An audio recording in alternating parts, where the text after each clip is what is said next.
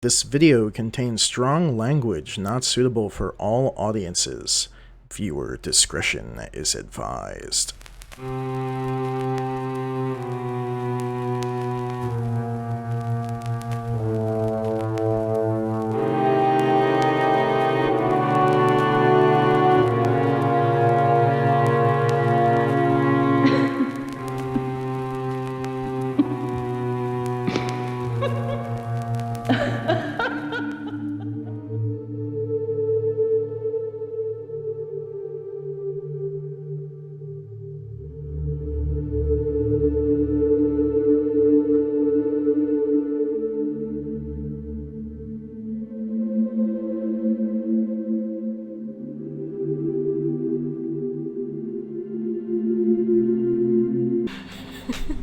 Perfect. Dog.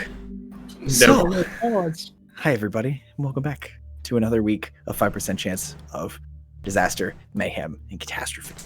This week, I don't know.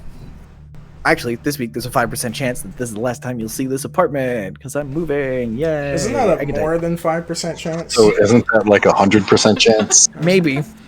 But there's always I don't that know. extra Surprise, we're probability. doing a game this weekend. Let me roll it. Yeah, let me roll. All right, that's a crit. Never mind. That's a 100% chance. Anyway,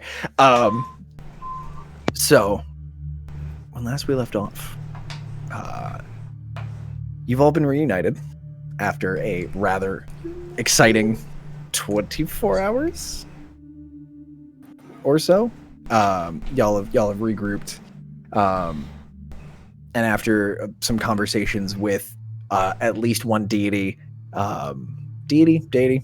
one godlike being, and a grand wizard who's an archmage. That's a little becoming less of a dick.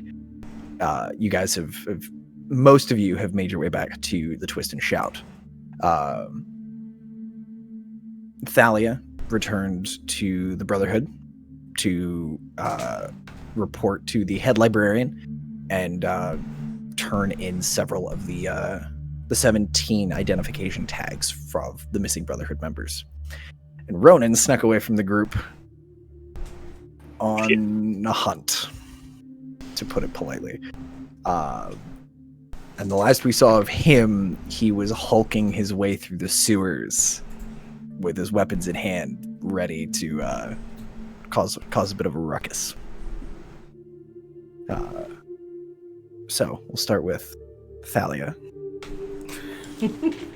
As you're being led through Rock, paper, scissors.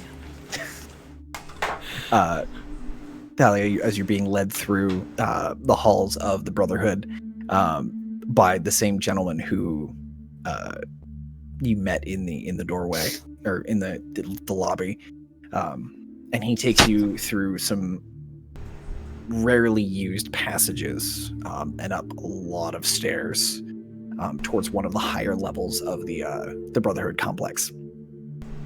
And he brings you to this enormous pair of double doors, just nothing crazy, just wood, but with silver metalwork on it that looks like it's been regularly polished. And the gentleman walks up, politely knocks on the door. And the doors just swing open into the room. And you hear an older man's voice just go, "Come in. And close the door behind you. Thank you." And as you walk in... Oh, sorry, were you saying something? No, okay, never mind. Thought I heard something. So as you walk in, the room you're walking into is about the size of the transcribing room downstairs. That will fit probably 100 members of the Brotherhood copying books. This room is huge. Most of it is taken up by all of the walls are covered in shelves of books. There's several books in glass cases that look like they are literally priceless. But as you're walking through, your eye catches on the eastern wall is a map of the world in incredible detail. And it looks like there's flags on it, just pinned into the wall. There's even a rolling ladder rolled off to the side to get to some of the northern locations. And as you're looking, you're seeing these flags with little glowing names sort of hovering above them. You see the large one in Corumvor. You see one in Satranus. You see one in Almunin. You see a little smaller yellow one off to the east on one of the larger islands of the ancient archipelago. And these are all locations where the Brotherhood has a presence. And as you walk by, there's smaller markers that look like they're people's names. And they look like they're tracking where people are and collecting books and gathering information, and they're just walking around the world. And past this wall, there's a very large desk. Seated at that desk is an older gentleman,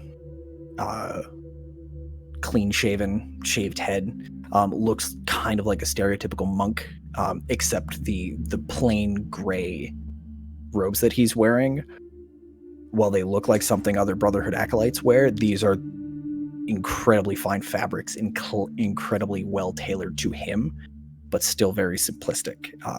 This is the head librarian, who normally when you get called in front of him, it is never a good thing. Especially someone of your rank and stature in the Brotherhood. His name is Cydus Samothrace. Cydas Samothrace. I'm going to write Psyduck Samus. Yep, that's pretty much Samus Race.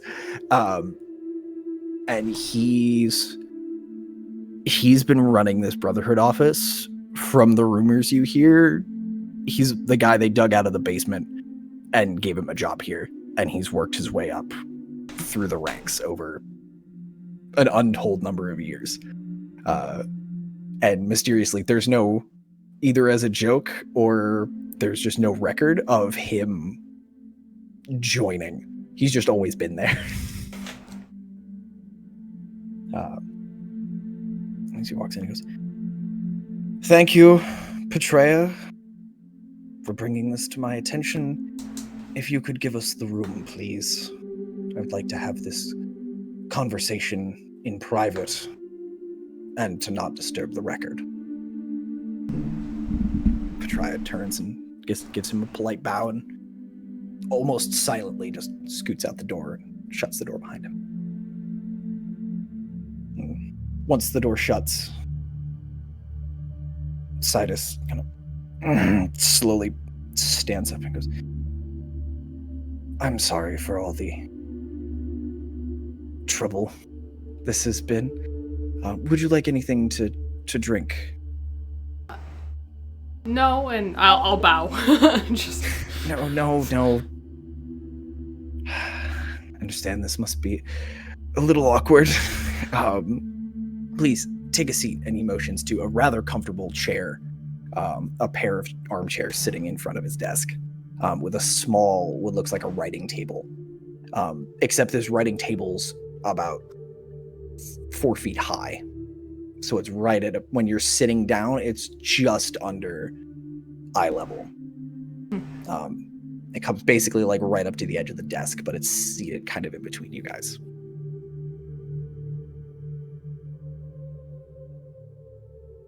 What would you like to do? I'll sit on the edge of one of the chairs.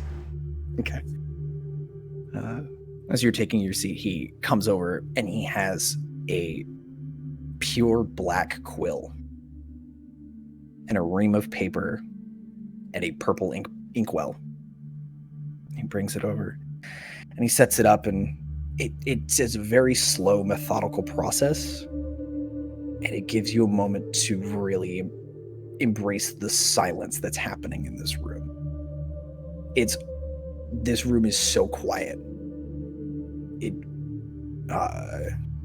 you're starting to hear your heartbeat, just because that's the only thing your ears have to grab onto as you're sitting here quietly. And all the noise that Sidus is making is muffled as he sets everything up. Dips the quill into the ink, sets it on the table, and as he removes his hand, the quill stays at like a 45-degree angle, like it's just like someone's hand is holding it.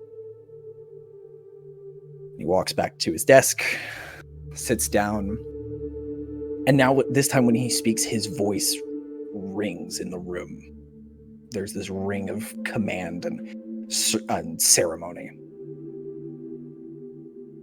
This record is in regard to the 17 missing members of our order of the Carnivore branch of the Brotherhood of Books. Miss, please state your name for the record. And as he's speaking, the quill is basically just is being a stenographer. It's writing down everything that he's saying phonetically. Thalia Ontere.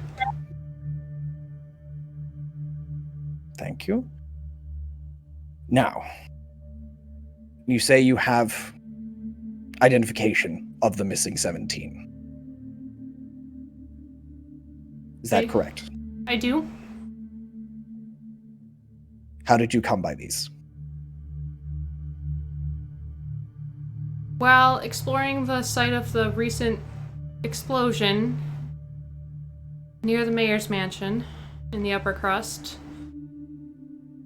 I performed a locate object on Brotherhood membership identification badges, located a pocket in the sewers, possibly for overfill, and upon entering and searching, found 17 Brotherhood identification badges.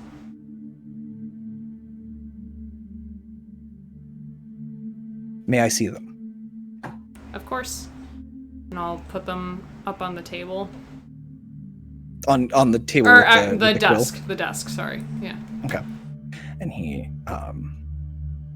takes the bag, and as he opens the bag and starts sifting through them, you see the quill is writing down the noises of the paper sifting against the paper. He goes, "Can you explain for the record why you were at the site of that explosion and why you were looking for these?"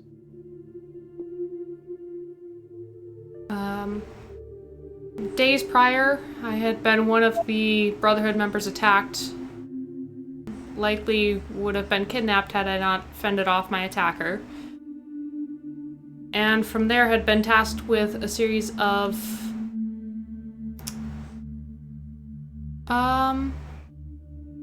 adventures, I suppose, to complete some favors for Ergen. And Ergen, the gardener? Correct.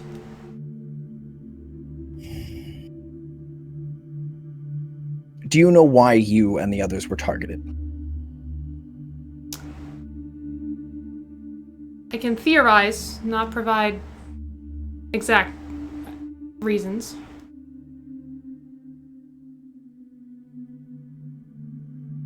Go on. Likely in connection to the events down underneath the city of Coramvor, near the entrance to the dwarven city of Durganvor. I witnessed firsthand someone enter and break the seals and enter the dwarven city, and my knowledge of Modrons, combined with the events down below the city, likely made me a target.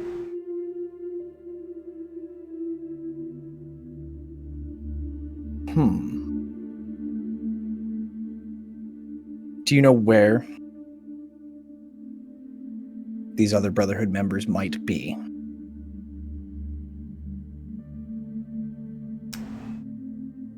I theorize they are no longer on this plane, at the very least. Likely deceased. Do you have any idea where they may have gone? Possibly Mechanus.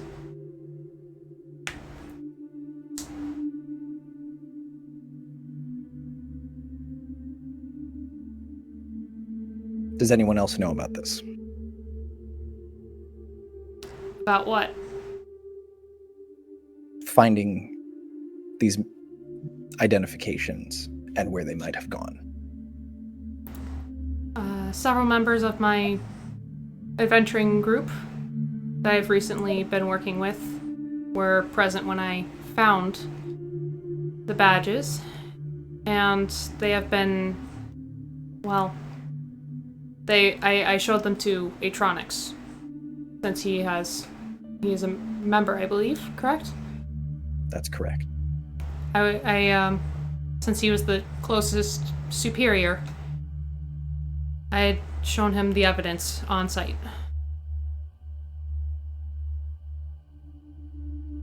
Do you trust them? My party? Yes. And he reaches and goes, one moment, and he reaches up and grabs the quill and scratches out his question, and he's holding the quill. Off the record, do you trust them? All of them? Not yet.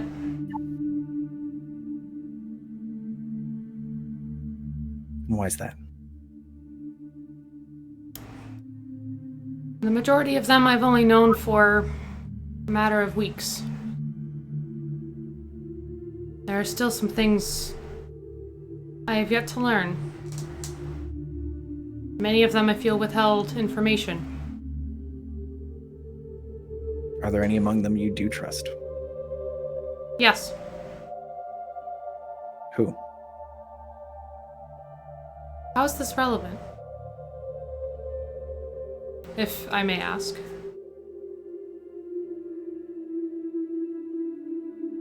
You may.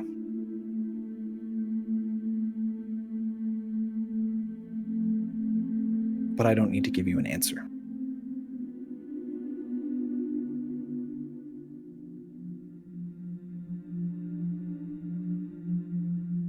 Off the record?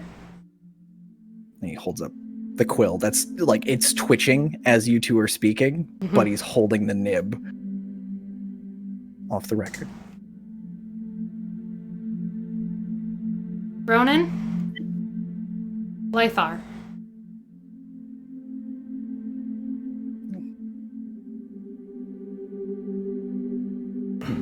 He kind of nods to himself, puts the quill down. Is there any information you would like to add to this record of events?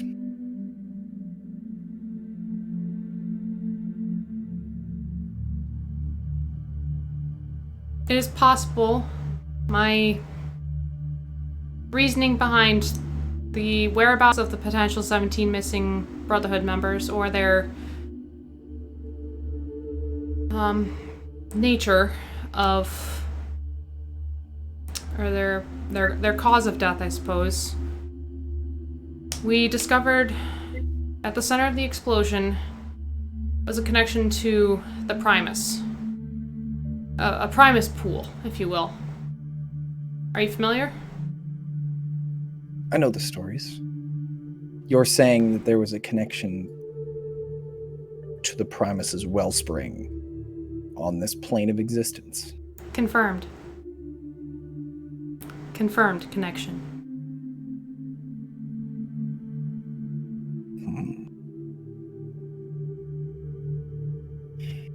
And someone connected to the Primus at this location and reported screaming.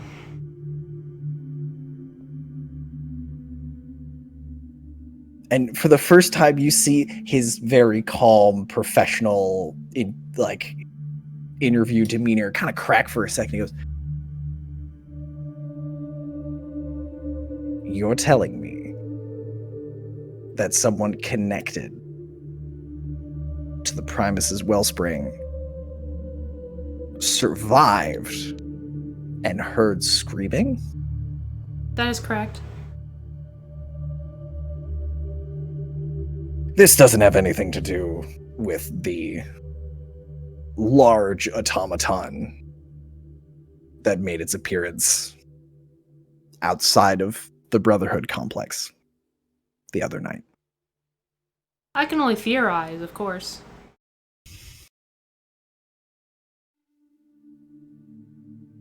Now that's not a lie. I was like, deception check. No, there's no. And he kind of, it goes,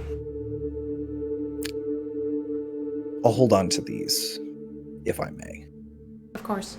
I will make sure that their families and their belongings are taken care of.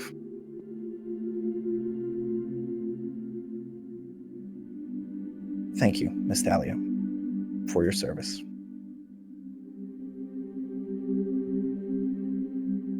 And he picks up the quill and sets it on its side, and it stops moving.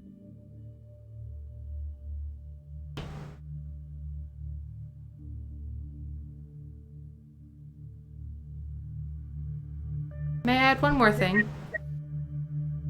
Off the record, I suppose. Ergen believes that the 17, they knew of my knowledge, but they probably had access to my reports. If I may be so bold, you may want to be careful with that one.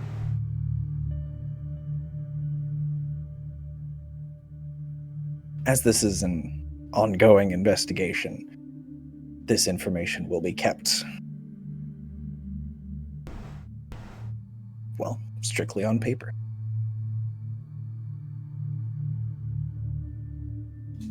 When you leave this room, I suggest you try to forget this conversation.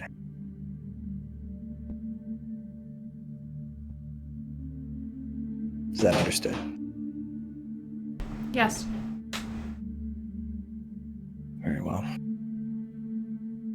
Thank you again for having more success on a lead than any of the other professional investigators in our order. You have a bright future here if you keep up work like that. You might even end up on the wall over there if that's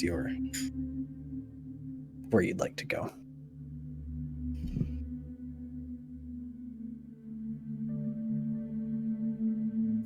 I'll bow.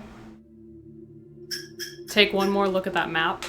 Just take it in for a couple seconds. And then take my leave. Okay. As you're walking out, is there anything you'd like to do once you leave? Go back to my room in the Brotherhood. Okay. So, we'll do a quick transition here. So, as Thalia, as you step through, it's kind of one of those shots where you're stepping through the doorway and the camera like steps through the wall, and then it cuts to the sewers. And in the sewers, there's not a ton of light. You're just seeing the occasional spark being dragged by what looks like a spear being dragged across the stone.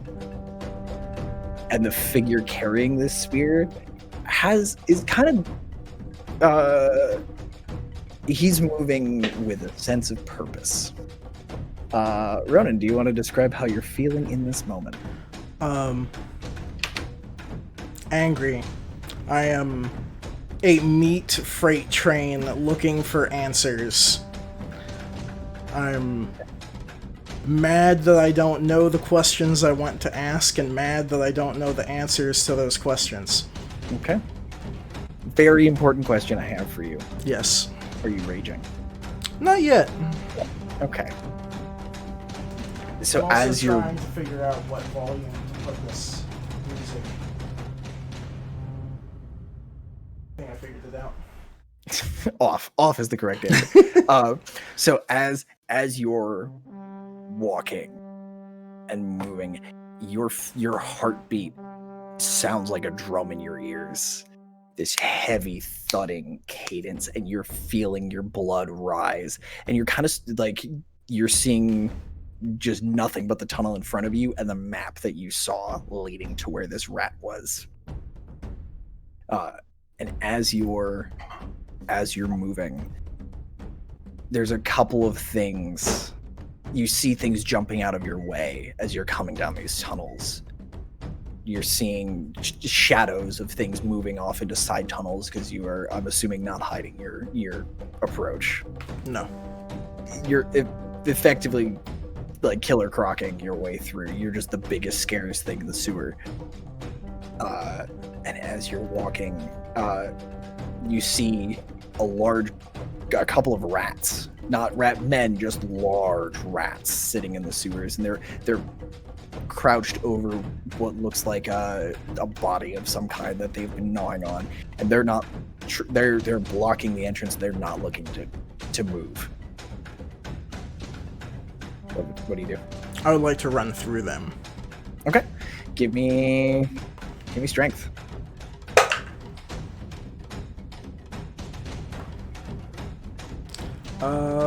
Well, we're not starting out well with an 11. Okay. You're able to push through. A couple of them take like little bites. They're mostly just like biting at you, but as you just keep plowing through, like they hiss and chitter at you as you leave, but you keep they don't follow you. And you keep making your way through these tunnels,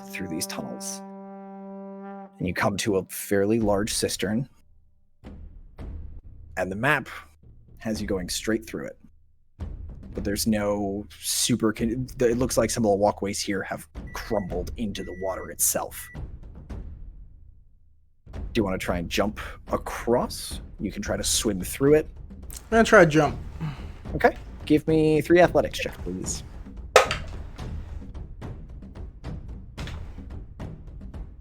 Athletics. First one is a 12.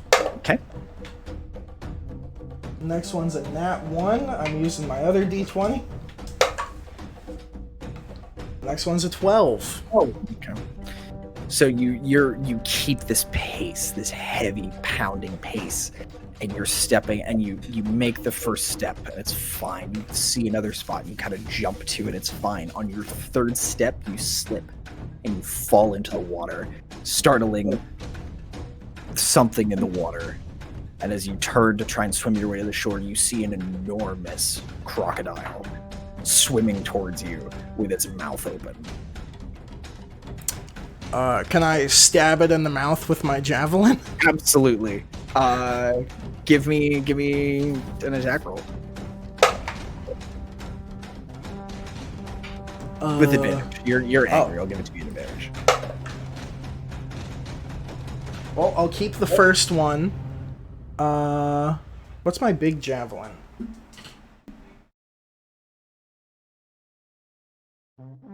Plus 8, 27.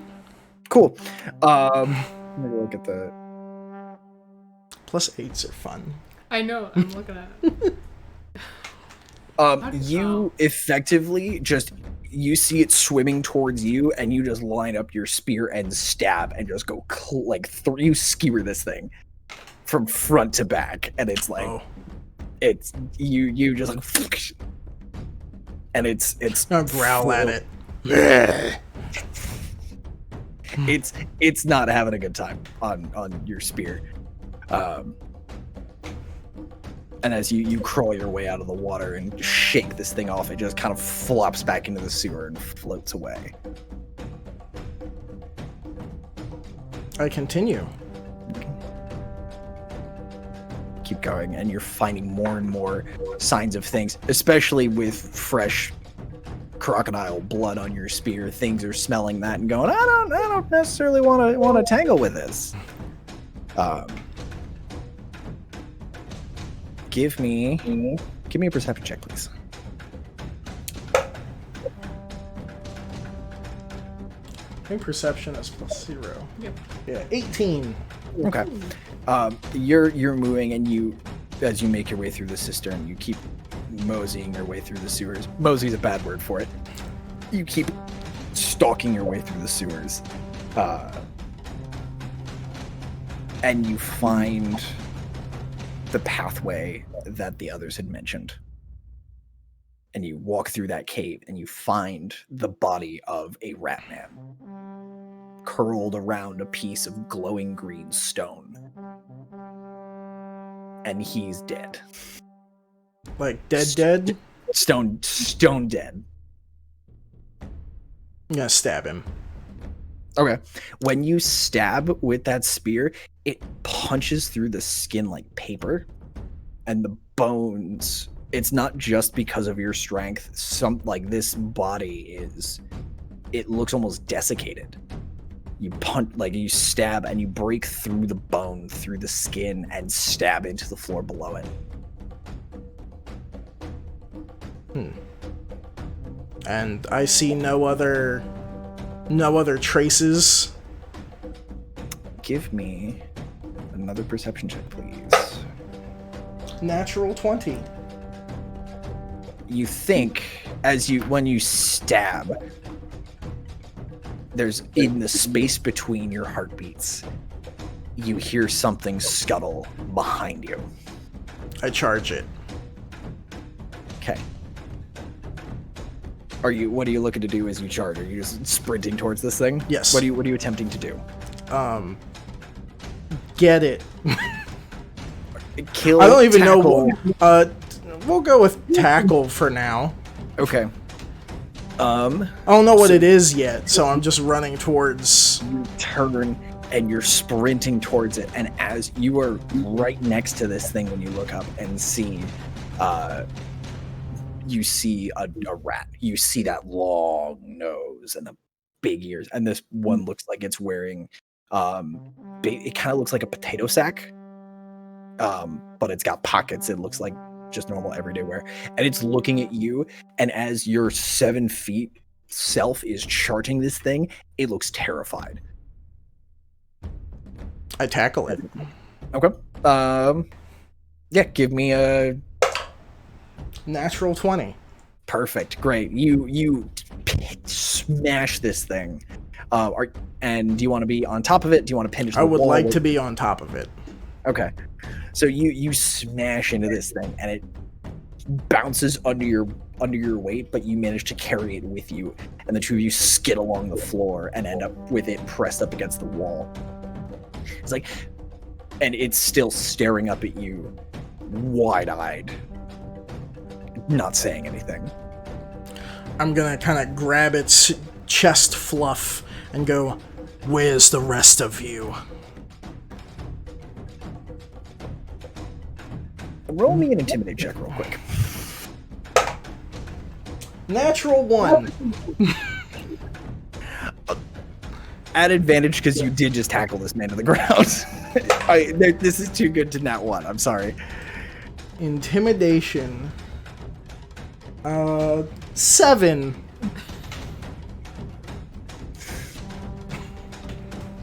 So you're scary as hell, but with your blood up, with that rage that's simmering inside you, and this face, like these images flashing across your vision, you screamed at it, but it wasn't the question you wanted. What was the question? Oh. And it just like,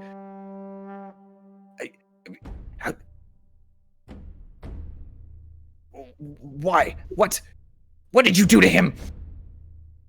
I'm gonna kind of grab the fluff of him again and kind of push him against the wall more and attempt to again say, "Where's the rest of you?" What do you Where? And I shove him against the wall again. Okay. He slams against the wall. And he's like, that's what I'm trying to find out. They've all left. I don't know where they went. Except for him over there. The dead thing. Scum. Is he lying? Can I insight check him? your handy dandy Oh, lie detector boy. is in here. Jeez, I'm all over the place today. +0? That's a 9. I was waiting for the 2. He seems to be telling the truth. He seems to be as angry at his situation as he's angry at as he is afraid of you. He's like, I was told to get out of the city, and I don't know where the hell they've gone. If you're gonna kill me, just do it.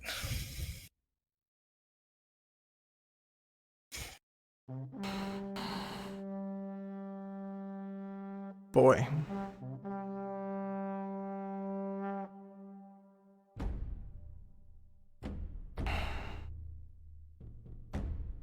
You don't know where they went. Why wouldn't they tell you?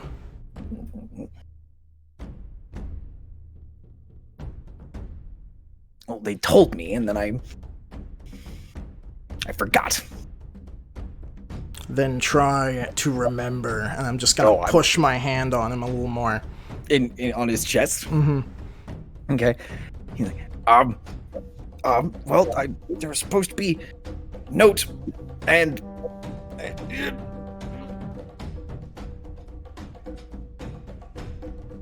he starts gasping as you're starting to press more and more and more onto his chest, and he's like,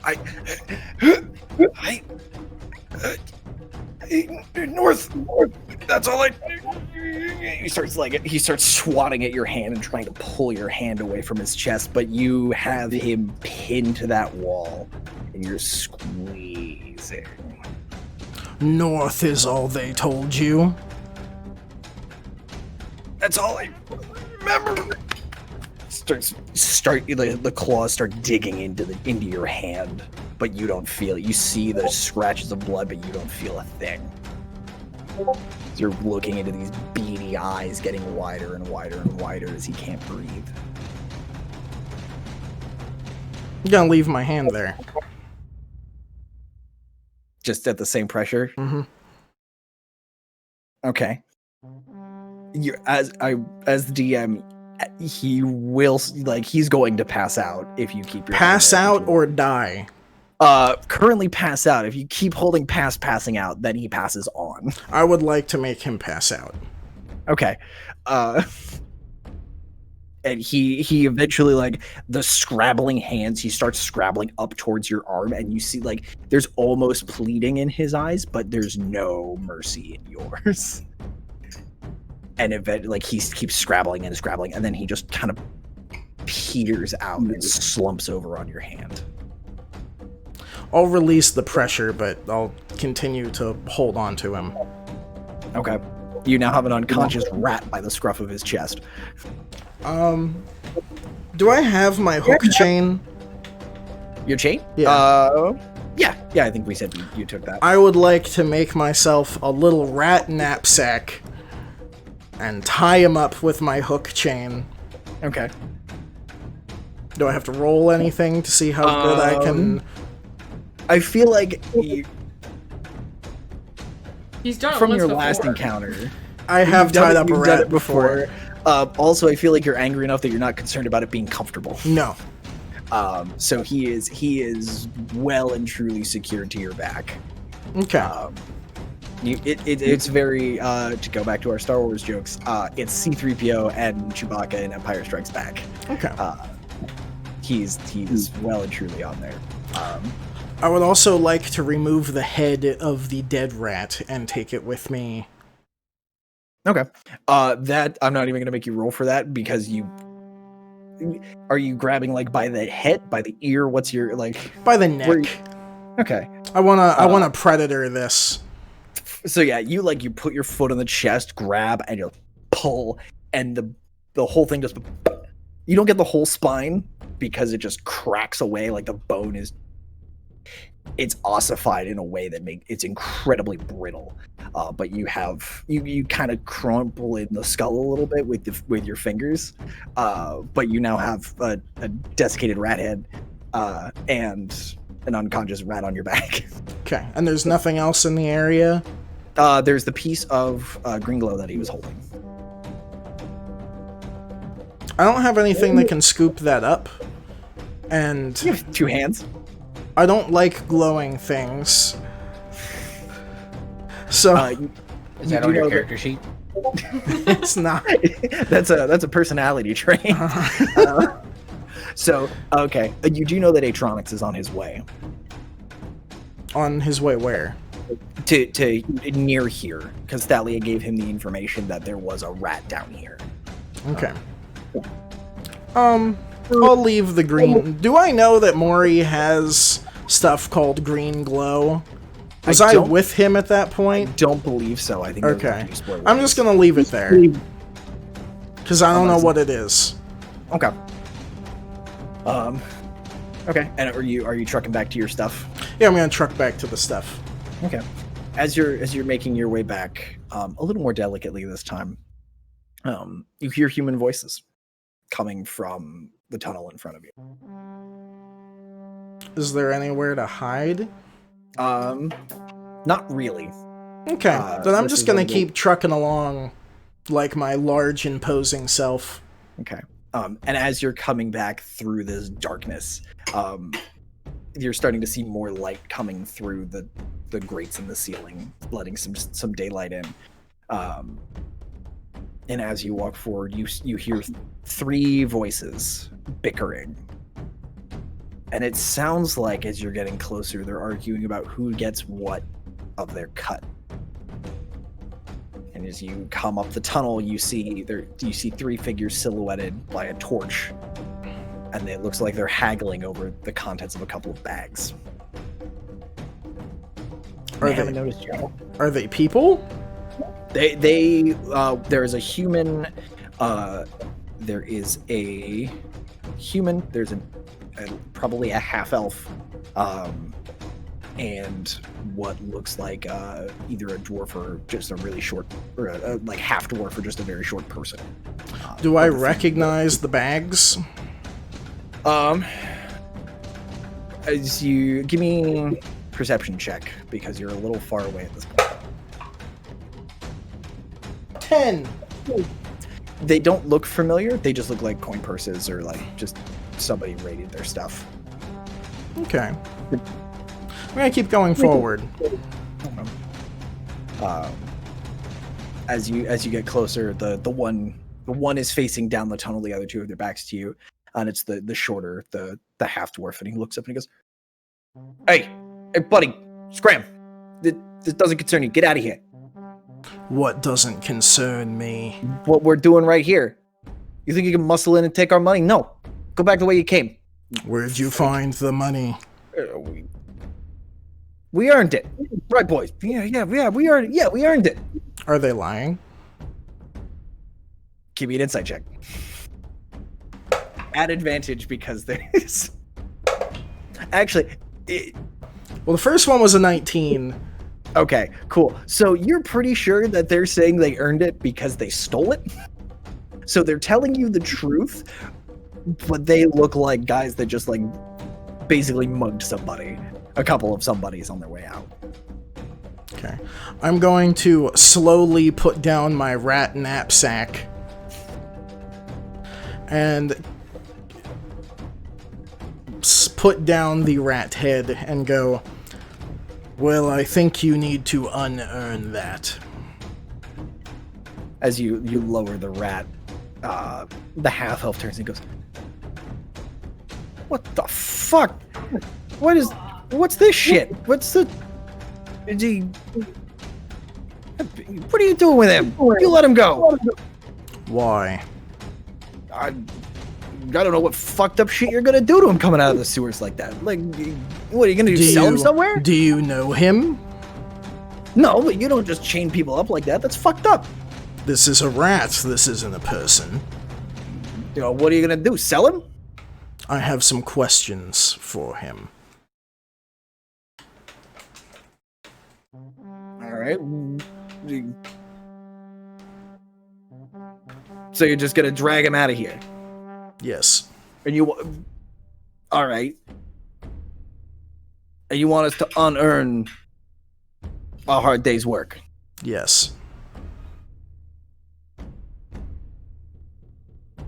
No, frankly. We earned this fair and square. You earned him. Piss off.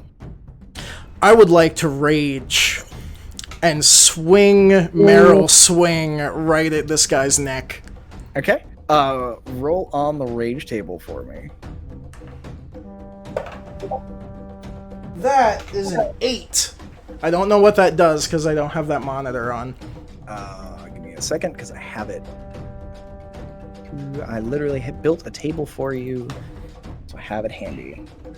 Cool.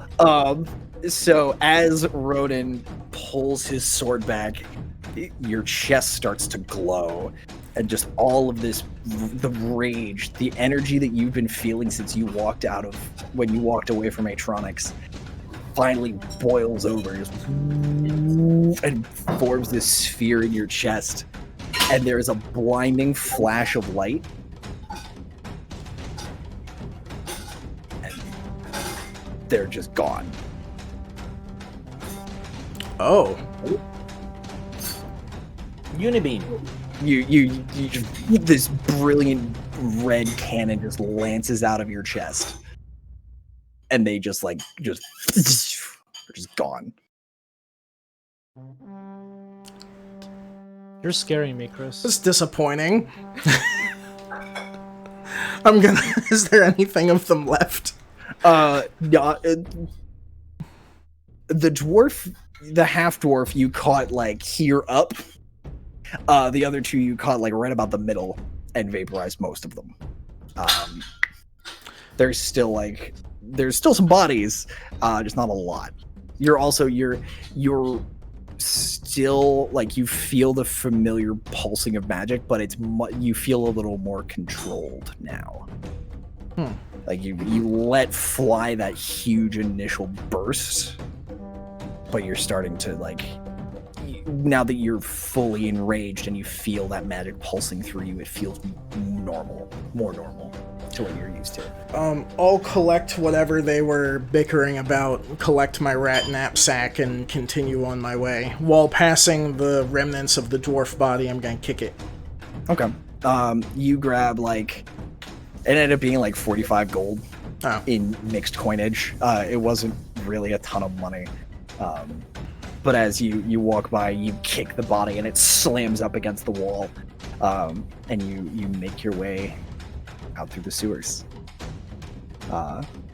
Surprisingly, or unsurprisingly, nobody bothers you the rest of the way out. You return to where your belongings were. I will gather them and climb on out. Okay.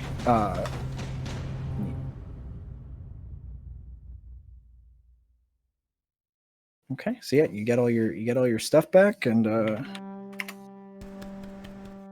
Yay, stuff. so you've regained all of your personal possessions. Where are you headed? Well, my friends were going to the Twist and Shout, and I don't like Atronics, even if I knew that he was going down there. So I'm gonna go to the Twist and Shout with my rat. As you're leaving, you do see you hear, actually, as you turn the corner, a contingent of guards making their way towards a couple of sewer entrances near you. And you do hear Atronics' voice, as well as the voice of your favorite pink-plumed commander, giving orders and checking perimeters and starting to fan out and search through the sewers. Do I have to go past them to... No, they're as you're heading, making your way to the Twist and Shout, you hear them starting to come from the square behind you. Perfect. So you dodged the worst of it. So, back to Twist and Shout. What are y'all up to? Because it's been probably... What time is it?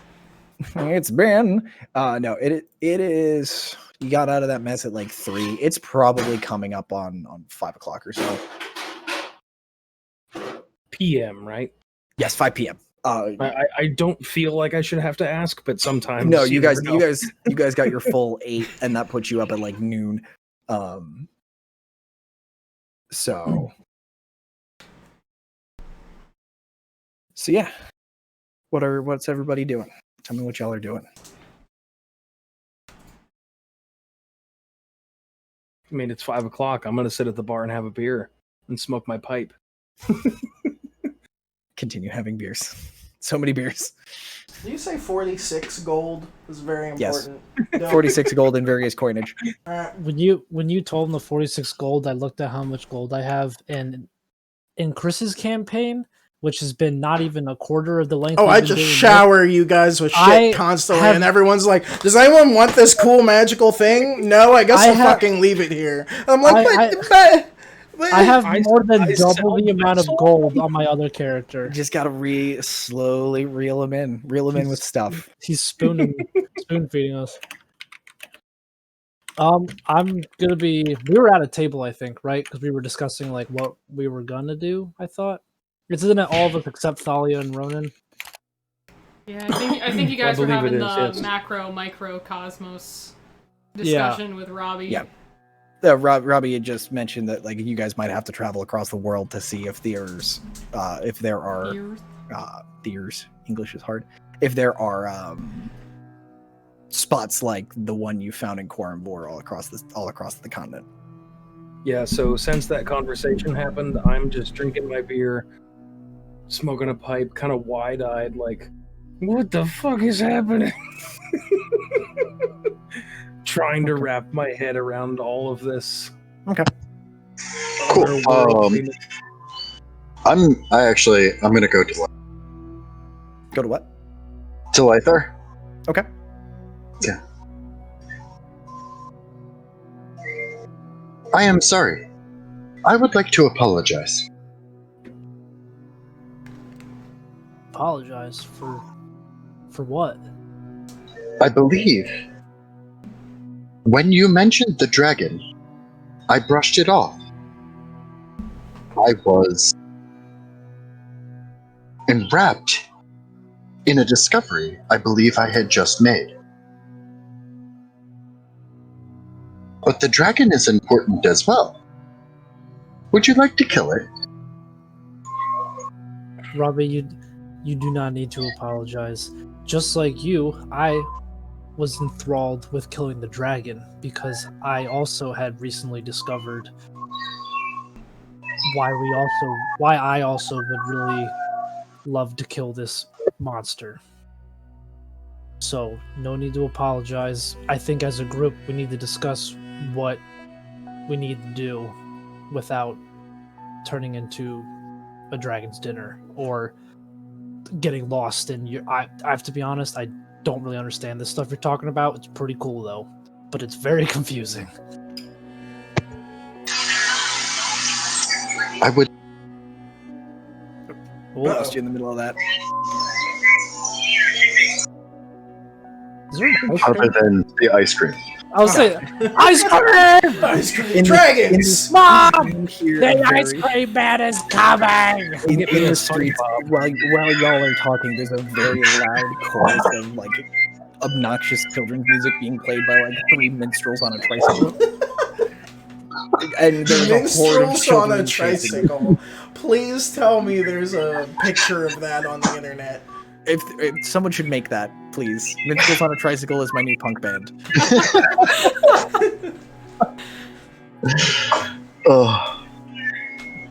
Oh man, I don't even remember this. I said it was all confusing and that you didn't need to apologize. I do feel for playing. Thank you, Blaine. Planes, trains, and automobiles. I do feel as though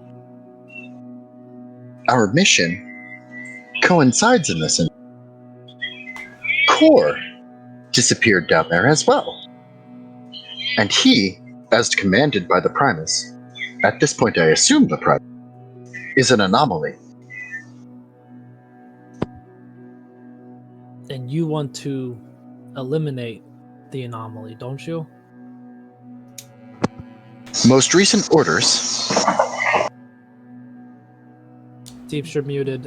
Your screen's lighting up, but it's not. Yeah, but I don't hear you. Oh, Can you hear me now? oh, you're so loud. Also, Sorry. I see that mustache coming in, baby. Woo! Hell yeah. Anyway, whoa! Before we get too crazy, we're not just going to kill your friend, Core. Can't just talk like we're gonna eliminate him. We don't know what's left of Core, though. Recent orders are not elimination. They can This kill him? anomaly. Study. Study. Study. Also, is that a really bad ice cream truck, or does it just come through way worse than it actually sounds? It sounds like a Yes. dying bird to me. On the scale of Yes. 1 to ice cream truck, where is it? Seeing as I haven't personally eaten at it, I can't tell you on an edible scale. Told you, But go get a SpongeBob. paint job wise, yes. Ooh. The rusty ice cream truck. The sign of class. Anyway. So I would just like to add, allegedly there's 8 more of these sites, and it's possible that the things below the city are drawing power from them. Would you disagree with this? No? I fear We lost you again. Whoop. Hello? Hello? I hear you. I fear that is what is below the city is below other cities as well. The Underdark is a large network of tunnels, at least from what I remember. Well, this isn't good. That could mean that the dragon below the city is pulling power from 8 other locations. What if the dragon's supplying power or core down there? It could be. I don't know what's happening. Lami, neither do I, buddy. This is one thing I think we can agree on, and it's I don't know what the fuck is happening. I'm not one to study any kind of deities or anything like that, but is there something wrong with Mechanus or Primus? I feel like, does this thing happen? Are there records of this ever happening before? All right, so I realistically have to check. Did I get the ones before that Terry kind of mentioned, and as me, I know what we're talking about, but as Robbie, do I? Robbie, aside from what Terry mentioned, no. You would, All right. Robbie himself would not know anything about that.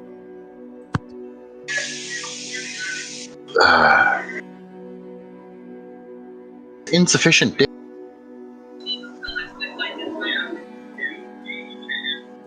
I feel like it's something we should look into. I mean, if this is normal, then I wouldn't say that we need to go to the other plane, but if this is abnormal, maybe something's wrong with your deity. I have begun to postulate that there is an abnormality with the deity. Would you like me to go to the Walk of Faith and see if perhaps the priests there could confirm? I mean, any information at this point, I feel like would help us out. What I don't time know is what's it right now? It's about probably like 5 o'clock or so. That gives me enough time. If nobody stops me, I just turn around and I start to walk out. Because I'm going to go to the Walk of Faith. That is what I was just asked to do. Robbie, are you going to be okay going by yourself? Remember, things are kind of weird around here. I agree. There seems to be a war that is no longer in the shadows in this city. Accompaniment may be mandatory.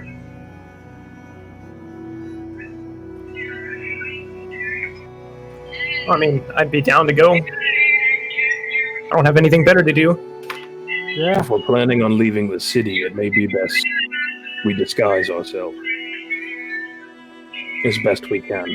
Are we leaving the city, or is it in the city? I don't know. The Walk of Faith is in the city. It's actually the north portion of the square where you guys fought the assassins. Right, my bad. Where that tarped area was where Lythar did a lot of his fighting, that's basically the entrance to the Walk of Faith. Think of it like a street bazaar for religions. For Well, religions? that's bizarre. It's like get out. Put him in timeout. It's like a religious farmer's market. Goodbye, Chris. We'll miss you. I was wondering what was orange behind me. It's my buckets of sticks and mallets.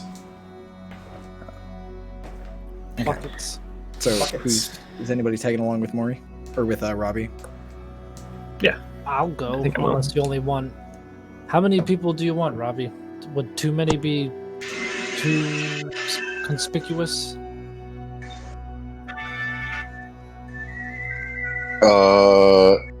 Refresh me on the information. We were told by that assassin that it was either Thalia or myself, correct? Correct. I believe, with the information gathered, that I may be a target for abduction. There is no such thing as too many currently. Then yeah, we should all go. Safety in numbers, right? And it would Agreed. be wise of us to maybe hide our appearances as best as possible. Would you like me to roll in the mud again? A little different than that, Robbie. Maybe just put on a different jacket over your current one. Maybe a cloak. Is Adam still behind the bar? Adam is behind the bar and he goes, I don't know, I kind of like this look. Also, and I hate to be the guy that's overhearing every conversation in my bar. Is it actually a war? There have been multiple explosions at this. In my experience, that usually means war.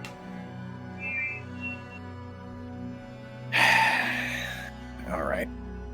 Well, I guess that ruins my brother's sleep schedule, I guess, but I'm sure he won't mind too much having to watch the place.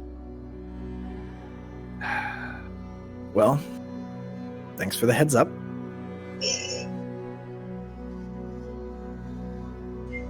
Good luck. He goes back to polishing his tankard. Appreciated. And I'll actually throw on the bar. You'll throw what? A gold on the bar. Picks it up. Alright. Tucks it in the pocket. Keeps on. Keeps on scrubbing stuff. So y'all are gonna head out? Yeah. Okay. As you are gathering your things and you walk out the door, you see a large hulking figure with a squirming package on his back walking up like the weird BDSM hobo version of Santa who smells like poop.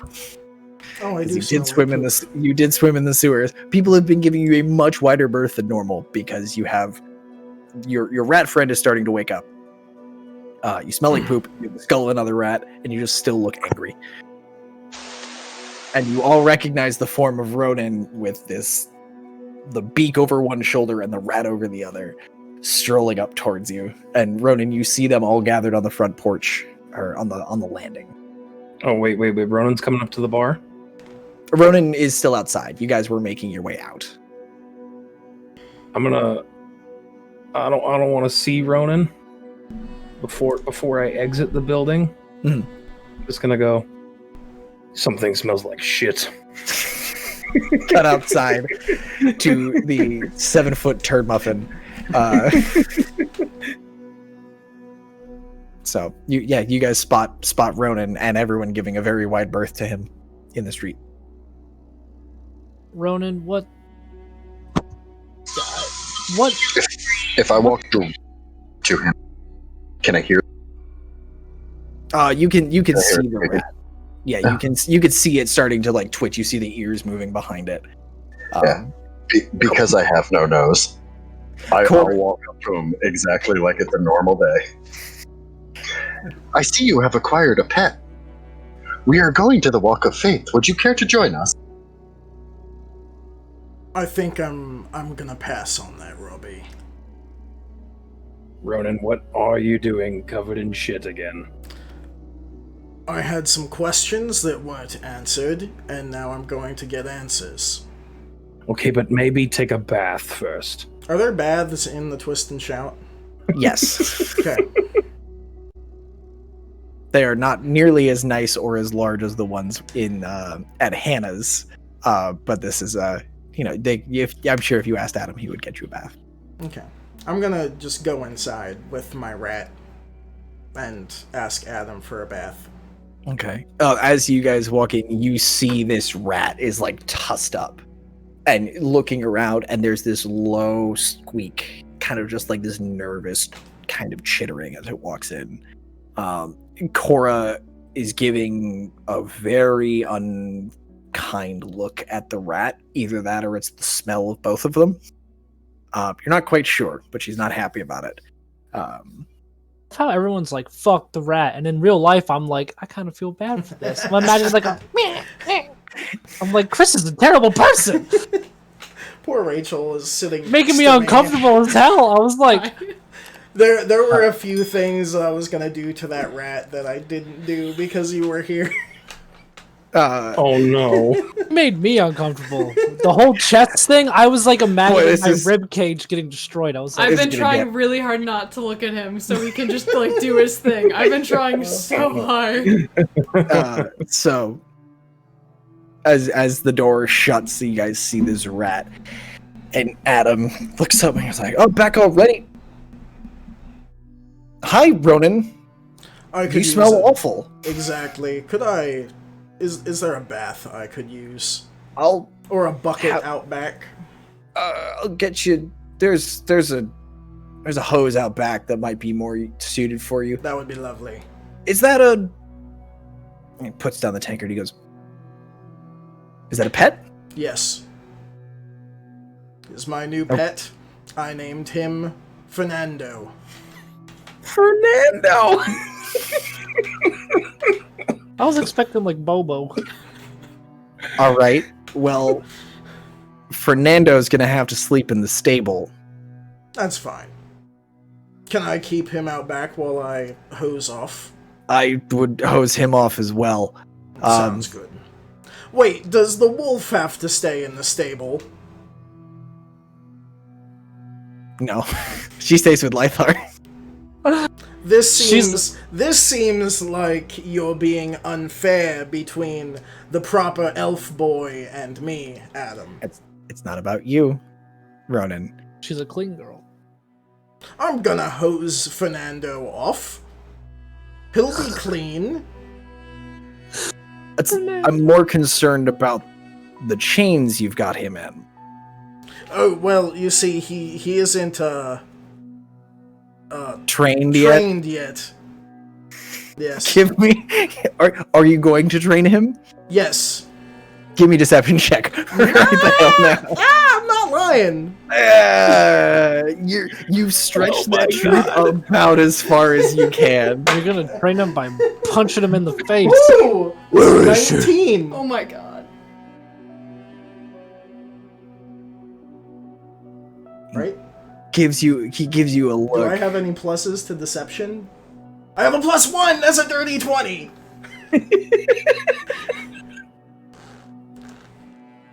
He looks at, and he kind of gestures. Come here. I know that look. What look? Robbie says there's a war on. Mm-hmm. You come in with Fernando. Yes. Fernando the Third, please. He gets upset if you call him anything else. I'm sure he gets upset about a couple of things, like the fact that he's chained to your back. Yeah. All right. And he looks around and he looks at you, and it looks like he ages about 40 years as he's looking at you. His eyes look just like he just looks tired and much older. He's like, listen, I don't like it. when this kind of nonsense happens under my roof. But he reaches down like he's adjusting his apron and slips a key onto the table. It's basement, safer than the stables, and it's quiet. I will take the Hotels. key. I'm only doing this because you seem like a trustworthy lot. And I don't want the guards to stomp in here again. All I right? stomped in here before. Long before you got here. Oh.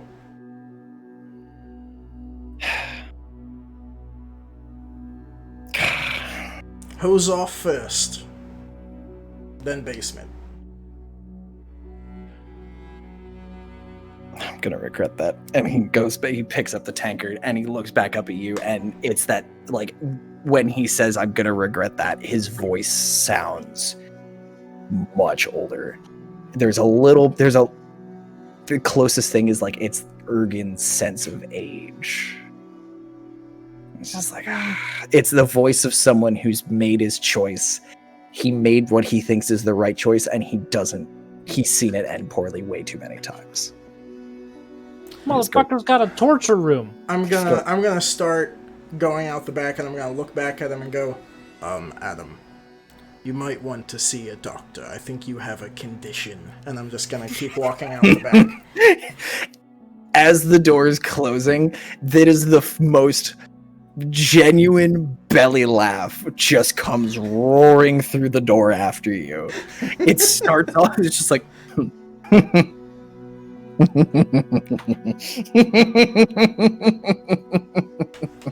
I got kind of evil. a little more jolly. Unfortunately, my jolly tank is a little empty, so I can't exactly Santify that laugh, but very like it's a very pleasant belly laugh, which is almost more unsettling considering what he just gave you a key for. The torture room. So, the rest of y'all Oh no. trekking your way through town.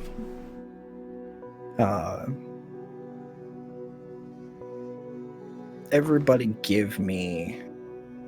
Sorry, are you guys on the lookout for anybody, or you're just walking around like normal? How's everybody feeling about this walk through the city that you've partially demolished?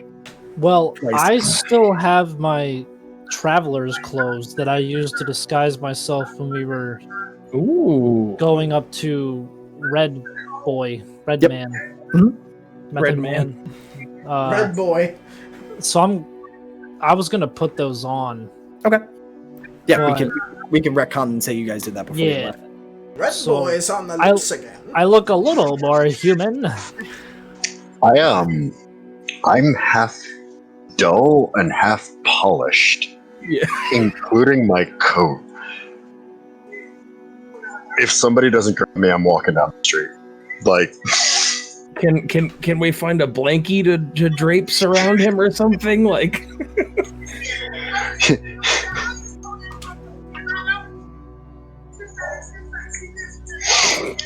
a nope. tapestry? Anything? I am walking down the middle of the street. Okie dokie. Two-faced and everything. I'm gonna walk right behind him. It's like Okay. the middle of the day, right? It's like 5 or 6. It's like 5 Well, o'clock in the it's 5 afternoon. Yeah, It's 5 p.m. It's happy hour. it's I have a very specific mission, and I am going for it. it's happy hour this time. I'll follow, but I'll definitely be like keeping an eye out. Like I'll stay closer to the back of the pack, I guess. Okay. Throw. Are you tagged along? You going along for the ride? What's your... Yep, Thrall I'm gonna thinking? walk next to Keely. You two just kind of hanging out, just having a good time. Maury, what are you up to? What? Maury, you're tagged along with them as well? Yeah. You and Frank. Okay. So yeah, you guys draw some stairs, mostly from the the dinner crowd that's trekking along. You get a couple of weird looks from patrons at some outside diners, but other than that, it's not really anything unusual. And you make your way through the square, and you make your way to the Walk of Faith, and there you see some pretty narrow stalls with people of all kinds of religions and faiths, and you see a couple of people espousing prophecies in various languages. Some of them don't even care if anybody pays attention. They just want to talk. Is there any spot you want to look? So remind me again what you guys are digging for. I am looking. Nope. The church. Am I coming back there? Oh, there we go. Okay, there we go. I'm looking specifically for Church of Mechanus. Okay. And if I remember what we talked about, there was one priest that I managed to talk to in 2 weeks. About Mechanus. Yeah. Okay. Everybody, Robbie, are you sharing that information with the party about the gentleman you were looking for, or are you guys just looking across the board? Yeah. I'm not being secretive about that at all. Okay. I am just like, this is who we're looking for. I believe he will have more information than me. Okay. Everyone who wants to look, give me investigation or religion checks. Time to go for a looky look. I remember those. Thank you for the or religion. You're literally in a religious shopping mall. I mean, my investigation's a -1 and my religion's +2, so Let's say that's 20 for me. nat 20, baby. 13 Jesus for me. Christ. I got a 14. What'd you get, Brandon? 13. 13. All right, Keelik struck out.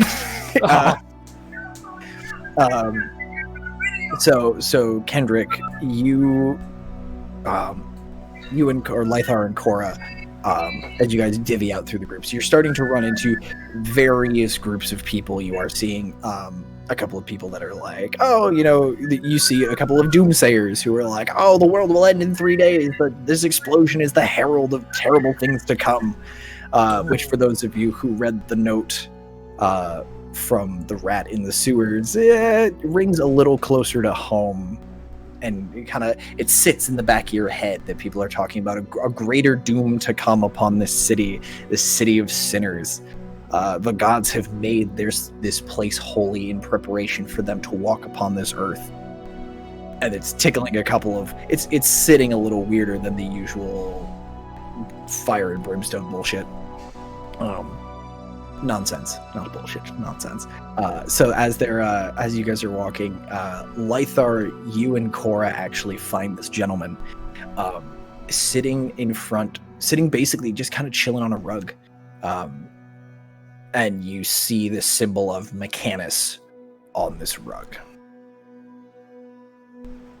and it looks like a normal, just a human. Probably sitting down. He's fairly tall. He'd probably be about 5'8" if he stood.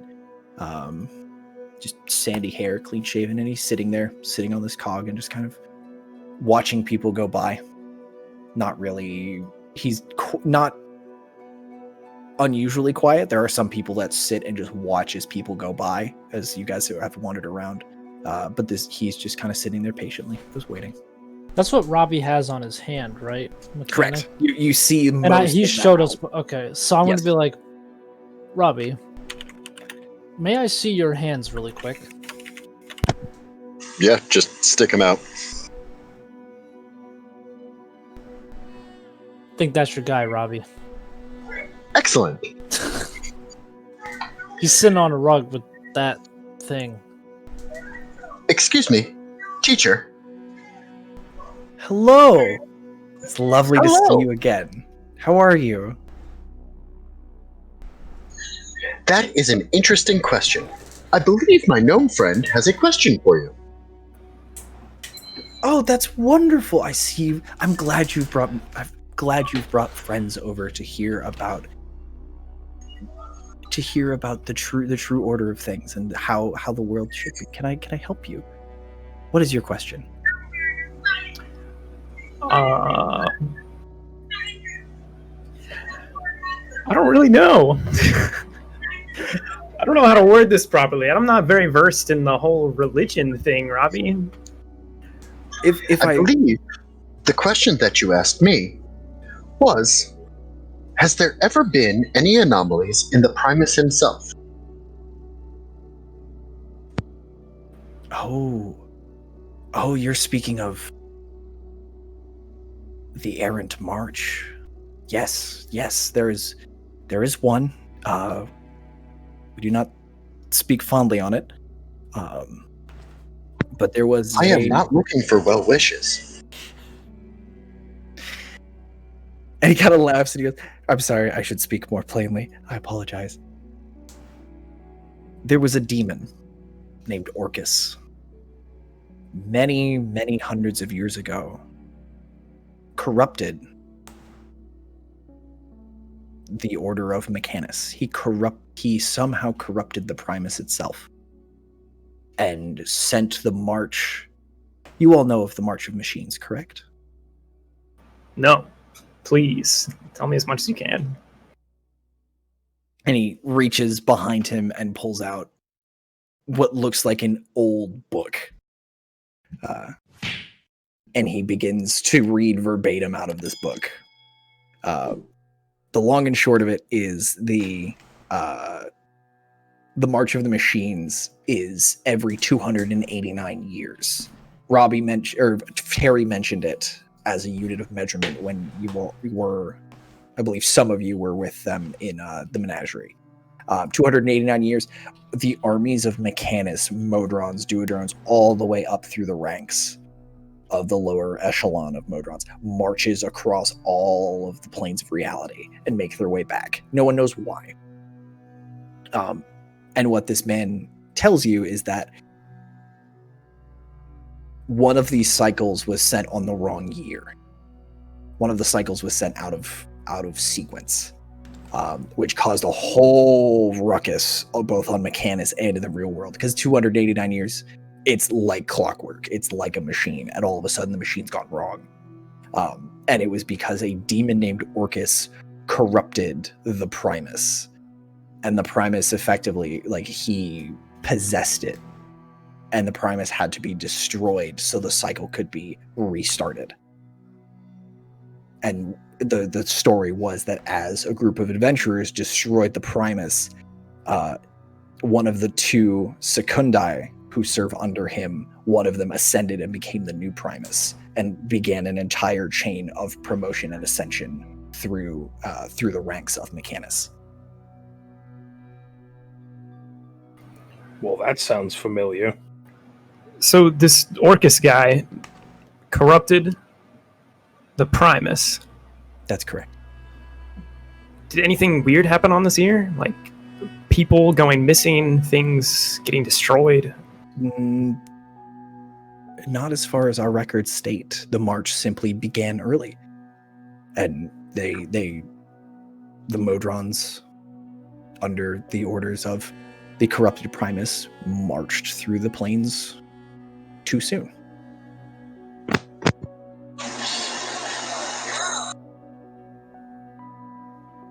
And Machina mean anything to you?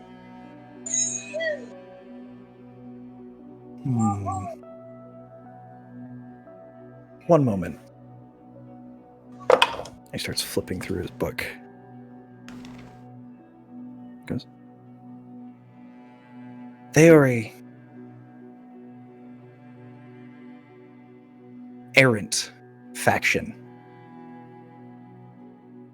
They serve the Primus in their own way, or they think their own way. You see the pool at the foot of the Primus, where the Primus resides,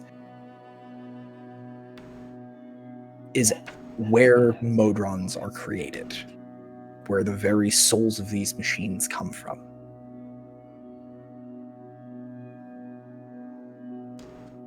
And as machines are destroyed, they are brought back and they are placed back in this pool so they can be recycled.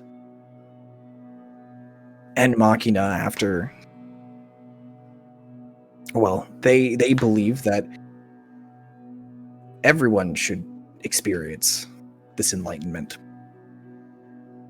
Everyone should embrace the machine, and there will be order. There will be balance and symmetry and order. But that's Now- not how this ever works. Have you ever been to Mechanus, sir? No, I'm spoken for. I have my own deity. You can visit. And he looks at, he closes the book, and there's a puff of this white dust, and this dust floats and settles on everyone present. I'm gonna blow it off. What's everybody's alignment? I'm lawful good. Okay.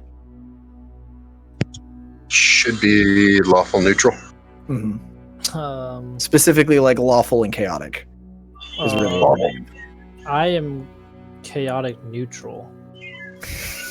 Yo, same, buddy. Oh, wait, no. No, never mind. It says alignment neutral good. There you go. Okay.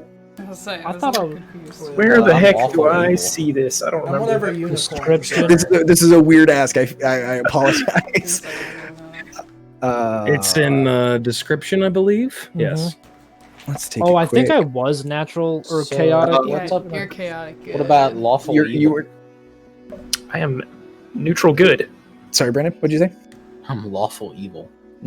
Oh, So as this dust kind of floats, it lands, it kind of settles across each of you. And Lami, as you try to blow it, more kind of swirls around and lands on you. And it glows this faint white. Everyone who is lawful or good, it glows this white. Everyone who's neutral, it stays this kind of gray. And it lands on Thrall. And it shifts as it settles on your shoulder, the shoulders of your armor. It just kind of settles and turns this fine black powder. And the man looks to all of you. And his gaze stops on you, Thrall goes, "Why are you here, sir, if I may ask? You seem to be unusual compared to your friends." Honestly, this is not how I expected to, or where I expected to be at, but I am helping out my friends get their friend back. Robbie, do you speak for this man? I believe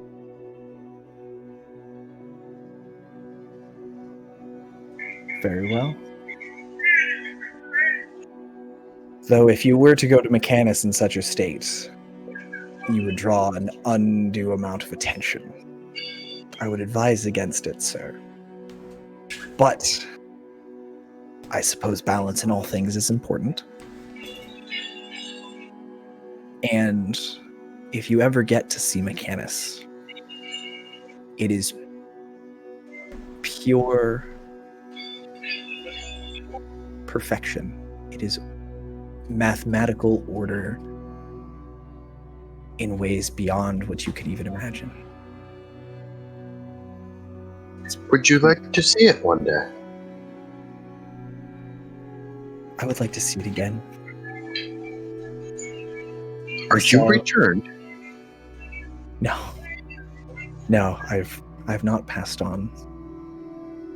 I saw the briefest glimpse once. Many years ago. I was helping write a contract. Somebody mentioned writing a contract on Mechanus is the next best thing to rewriting physics or writing a new law of nature. So I took a peek. And I saw it and knew that that is worth my understanding and my faith.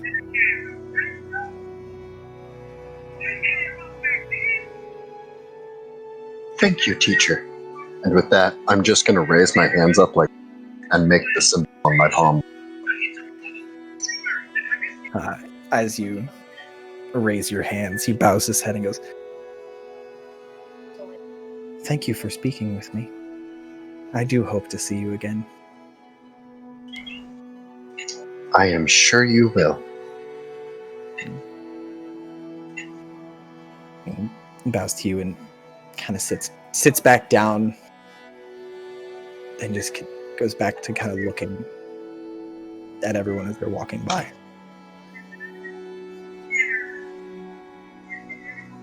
I believe we have an answer.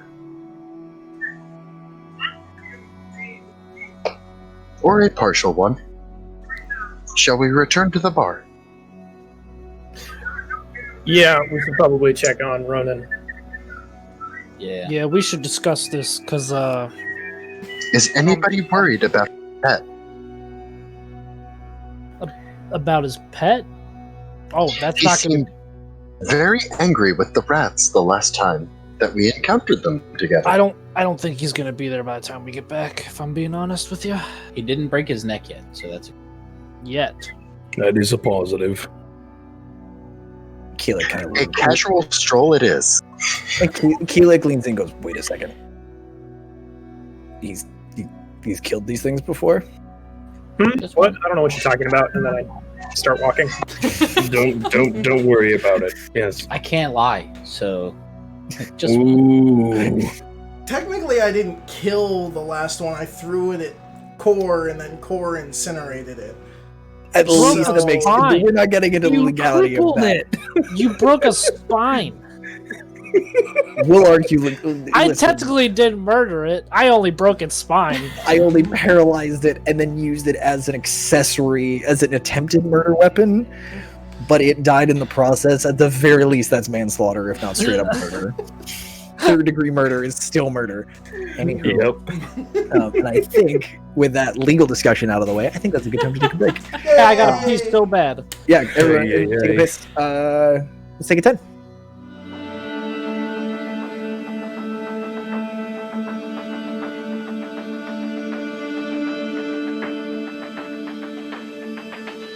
And things have just happened. I wasn't expecting Ronan to get a pet. Speaking of, so welcome back, everybody.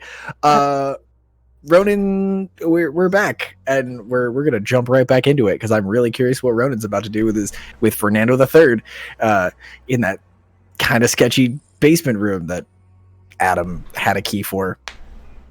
only 4 of us here. What? Oh, only 4 people have cameras on. What? Everybody's got cameras up. For me. Oh, there we go. Yeah. I don't know what's wrong with you. I just had to click on Discord for some reason. Put it back up. Damn it, Discord. No, it was open. And I'm looking at it. It just didn't pop up. Anyway, so you guys are making your way back to the Twisted Shout with a new piece of information. You guys Casually walking. casually strolling. Thalia, is there anything you'd like to do, or what are you up to in your room? Are you just chilling out? I'm crying. Ooh. Talia's crying. In her Really room. angry. Violence sting there. Sorry. That was I'm crying. Really angry cello in the back. But yeah, you're just decompressing after a very Yeah. stressful couple of days. I'll cry for a good long while, and then I will take out my tablet and start writing things down in Celestial. Okay. As the rest of you are making your way back, Ronan, Yes. having hosed off yourself and Fernando III, you find a door, a small door in the back behind the hose, with a small keyhole, and the key that Adam gave you just pops right in. And the door swings open, and it is just like, it looks like a former root cellar. It's a fairly low ceiling, especially for you. You'll have to crouch or at least bend over to walk around in here. But it looks like it's been,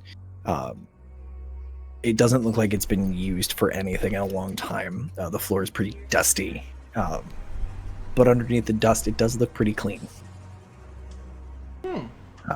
But this room is probably, 10 by, it's probably like a 15 by 15 by 7, or 15 by 15 by 6 foot room. So Fernando is woke up a little more from the hose, but the squeaking has stopped, and he's just looking around as you open the room. He's looking around, somewhat alarmed. Okay. I'm gonna walk to the back of the room and kind of toss him on the ground. Okay. There is no light in here. Just as...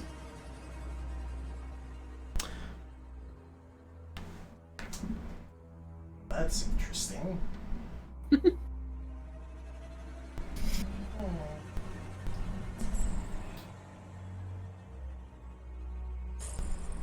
I will light one of my last 3 torches. Okay. All right. So now there's light. And as you're standing there in the amber torchlight, you are seeing that his eyes are locked on to you. He's not looking away. I'm gonna kind of crouch down in front of his face. I'm gonna go, so, why don't we talk more on where your friends went to the north? Yeah. Yeah, north. I told you that, right? Yes, that's how I knew that your friends went to the north. Okay. What else do you want from me? Do you have a city name or anything like that? And I'm just kind of gonna like drag my sword along the ground, kind of by his head. Roll intimidate for me, please. Oh god, no, I can't see.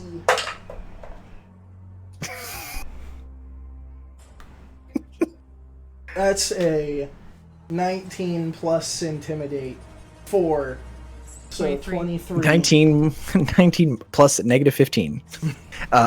No, so his eyes, once the sword kind of scrapes into his field of view, he flashes over. He looks over. He's like, I don't have the city name. I was just supposed to follow. I was just supposed to go north, and he's just watching the sword just scrape by in front of his face as he trails off. And how were you supposed to go north? Through the what?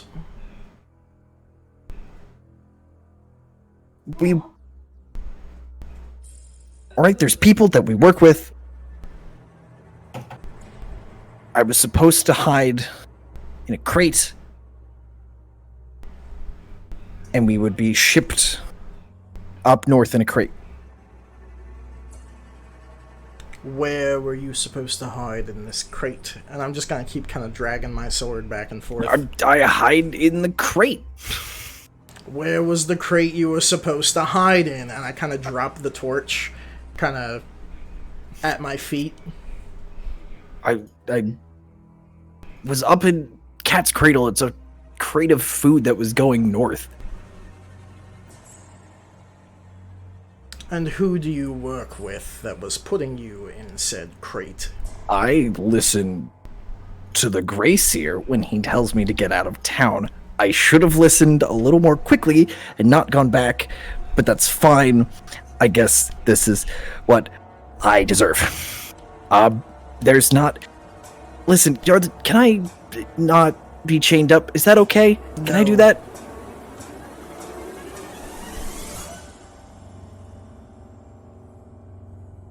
this all about anyway? What are you so mad at me for? I don't even know you. Well, in the past, your people and me, who has run into your people before, seem to be slavers. Not all of us. Not all of us. Not all of you. And he kind of like, it's weird seeing a rat try to puff himself up while he's in chain. He goes, I am a smuggler. Thank you. And what do you smuggle? I smuggle belongings. I smuggle things, not people. Is he telling the truth? Give me an insight check. Ah, son of a bitch. That is a 15 plus 0, so 15. That's how math works. He seems very proud of that he does not smuggle. He does not smuggle people. He seems very proud of the fact that he doesn't do that. And where do you get these things? It's not my job to ask. So People from say- the people who were kidnapped, then they take the things and give it to you, and then you smuggle Kidnapped? the things from No, the no, no, people no, who no, were no, no, no, kidnapped, no, no, and no. then No, no, turned no. into slaves. Kidnapped? I don't do anything with kidnap people. I told you. Objects, not people. Yes, you move the objects from the kidnapped people.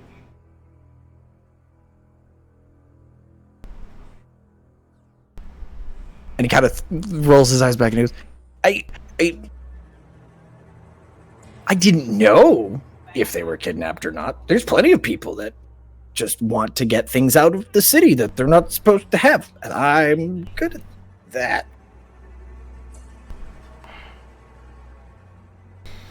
Do you have something you want out of the city? If you let me go, I would be more than happy to carry it personally, wherever you would like it to go. Do you happen to know another rat that goes by the name of Thankwell? Yeah, he's dead. Yes, do you know how he died? Oh no. Oh no. Oh no.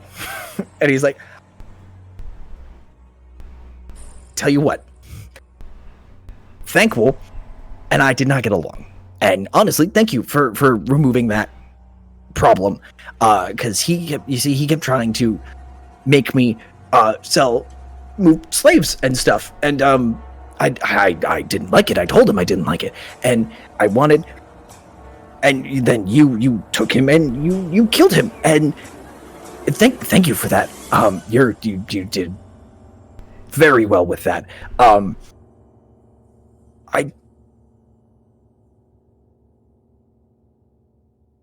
And he just he kind of peters out as his train of thought loops back on itself, and he just gives you what might have been an endearing smile if his eyes weren't full of terror. I'm gonna grab him by the shoulder with my left hand and kind of prop him up against the wall and keep my hand there.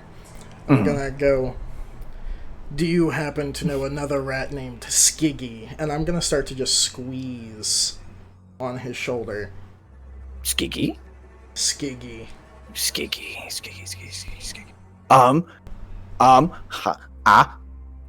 No, nobody named Skiggy. Nope. Definitely no. I know a Skaggy and I know a Stinky, but I don't know any Skiggies. Does he seem to be telling the truth? Roll insight. You're kind of taking his pulse with your thumb. 10. He seems under duress and painfully honest. Okay. I'll release pressure a little bit. Are you going to ask me every rat you know about? Just the ones I want to kill, or have killed. Okay. What's your name, by the way? I thought it was Fernando. Has a nice ring to it, doesn't it? It You sounds like better the when you're name alive. Fernando? It sounds better when I'm alive, absolutely. Interesting. So you're supposed to go up north through the usual routes, which is you're put in a box and shipped along up north. Were you ever told the name of the city? No. I normally don't handle anything up north. That's not really my jurisdiction. I handled mostly the city. Not your jurisdiction. Where do you smuggle things to normally? People say they want it out of the city. They So pick you a just direction. Put it out in a random direction. That seems... The direction they pick. I tell them who they're supposed to meet up with, and they're fine. Up north? No, north is not my business. I'm gonna take my foot and place it on top of his foot. I'm just kind of gonna lean on it a little bit and say, so the name Eastoff doesn't ring a bell to you?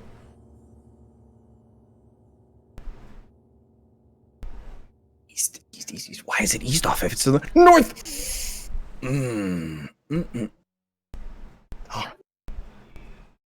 Oh.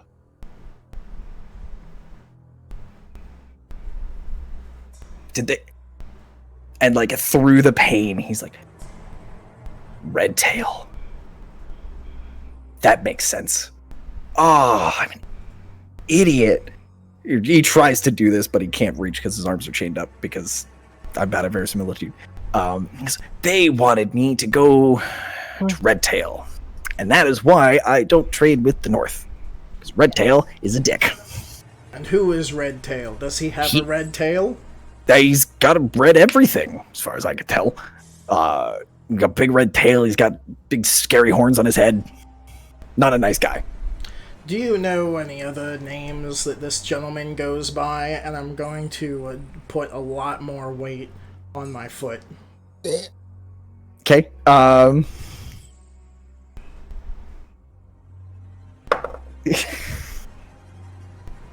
He is just like, I don't know. We always called him Red Tail.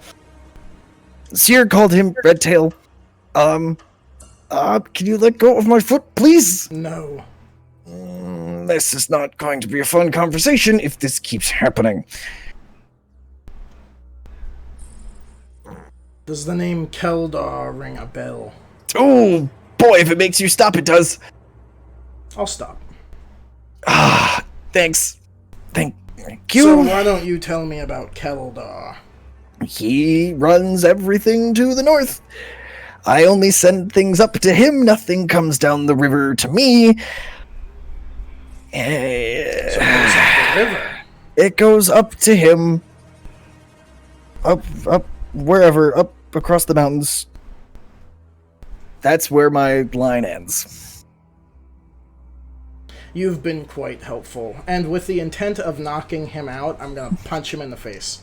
Okay, you might punch a little harder than you necessarily had to, but he's unconscious. Okay. And I would like to string him to the ceiling in the chains. Okay. What the fuck? Jesus. So he's... Chris, are you okay? I'm fine. So he's hooked up. You run the chains through some of the support beams, and as you're working up through these support beams, you hear the rest of your friends arrive in the tap room above you, and you see there are some cracks, and you can hear the voices of all of your friends, like less than 4 feet away, directly above you. That's convenient. I'm gonna pick up my torch. Okay. And I'm gonna go upstairs. Lock the door behind me. Okay. As you guys... So the rest of you are all standing at the bar. Or you've all walked in, and you smell something that smells faintly like smoke. But no one in the bar seems to be worried about it, so you kind of pass it off. And you see Ronan walk through the back door with a lit torch. Or did you put out the torch on the way in? If I put it out, can I reuse it? I'll let you keep it. Yeah. Okay, yeah, I'll put it out then. Dunk it in the trough on the way by, and you see Ronan walking in with a smoldering torch in his hand. Oh boy, here we go. We will need to reapply pitch to that. Do you have any? Adam, is there pitch available? Like solfege, or what are we? I'm slightly tone deaf. I can't help you there. I just point at the smoldering torch. Here, and he takes the torch and like he hits something with his foot, and another torch like pops up behind him, and he grabs it and hands it. He's like, I'll take care of this. Tradesies. Just walks It back has been and handled. Thank you. Ronan, where did your friend go? He's indisposed at the moment. Is everyone back, or do I see everybody? I believe everybody but Thalia. Yeah. Okay. What is it you've been doing this whole time that we've been away? I was taking a bath. See, I'm all squeaky clean. How clean does he smell? Can I make an insight check? Yes. Because I feel like he's still got that, like, oh. So yes, you're picking up that he is not telling Brandon, you're picking up he's not telling the entire truth. Lythor, if you want to make your insight check to take a peek. That's a solid 7. Yeah, he took a bath! He's squeaky clean. His arm is still dripping from where the torch went into the water. Like, okay, cool. Yeah, he took a bath. You know, Lami takes long baths. Really angry. I need to smell. What's he smell like? Does he smell like he just bathed for give an me hour a plus? perception check with advantage. Because How good are dragons at smelling? it's smelling the soap. I got a big snooze. Actually, yeah, make that check Got a big at scoop. advantage. You got it. Rather, if he doesn't smell like shit. 24. Okay. Wait, to check, not a saving throw, sorry. Perception saving throw? That's not how any of this works. I looked at the wrong thing. Okay, it's only +1. It's only a 20. It's a dirty 20. Okay. So you I looked at the one below it. Look at performance. you start giving performance saving. Now I have many questions. I just fucked up the numbers. you kind of give him a, and Keelik actually like walks up and goes and stands closer to you, Lamaine, than he normally does, and goes,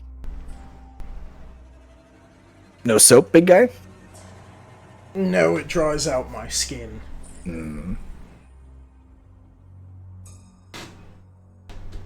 So what were you really doing while we were gone? And why do you smell like rat piss?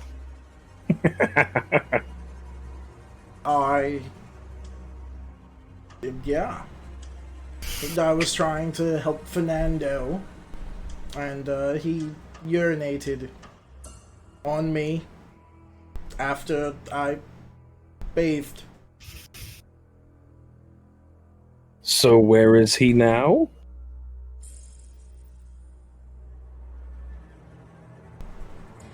He's being held. By what? Chains. I'm assuming he's not in your room. He's telling the truth. No. Hmm? Chains. Yeah, well, I mean, I needed some answers, so I went and I found someone who would have answers. Well, did they have any answers for you? He did. He had lots of answers. He was quite helpful. And what answers did you solve with your questions? How the rats were moving to a different city, the route they were taking, their contacts, stuff like that. So He you doesn't want to know pursue Skiggy, them. though. I would like to. Where are they going? Well, we already know that. We know roughly where they're going. We know they're going north. Yes. Did you figure anything else out? Yes, Yeah. I think. No? Yes? I actually don't know if I figured out anything else that we didn't already know, to be honest. I'm kind of puzzlingly going to stroke my chin. So Ronan, does we're he own still slaves? traveling north, and you have a rat prisoner who confirmed Pet. this for you. I prefer the word pet. Thank you. Do we want to deal with rats, or do we want to deal with a dragon? Or Well, Lythar, as I told you earlier, it may be wise to go to these other holy sites, or are rats going to a holy site? convergences, They if do you live will. underground, and they have And to go through maybe- holes. We should deal with the pettiness before we deal with Big Bertha downstairs. Wait, did Ronan just say holy as in Yeah. the rats travel through holes? Yeah, he did. He did, like Swiss cheese. Ronan, does Fernando is he a slaver? By association, yes. So he's a smuggler, which he's very proud of. But he smuggles the things that belong to the people who were kidnapped and sold into slavery. He is then given their stuff, and then he trades their stuff with other people. Is that all he trades? Stuff and things. I would like to point out that you let the gnomes go for a more direct offense. That is a good point. I Do saw we want to Rin- let him go, though? Does he have any useful information for us? Maybe. I was gonna wait for Thalia to get back, and then I was gonna have smart people talk to him. He's a rat. What could Yes. he possibly know beyond what you've acquired from him? Things. And stuff. Give it a shot if you'd like. I also got this, and I pull out the rat head. Jesus. Does it smell like shit? That's not It's- Fernando's head, is it? does. No. It does. It smells vaguely like sewer, but it is definitely like F. it looks like it's been dead for a while. Is that Fernando's grandfather? Oh, I don't know. I found it where I found Fernando III. It was curled up around this green glowing rock. And normally when rocks are glowing, they're hot, so I left it there. But I thought I would bring back a souvenir. Thought Mr. Dickhead Wizard Boy could make it talk like a puppet.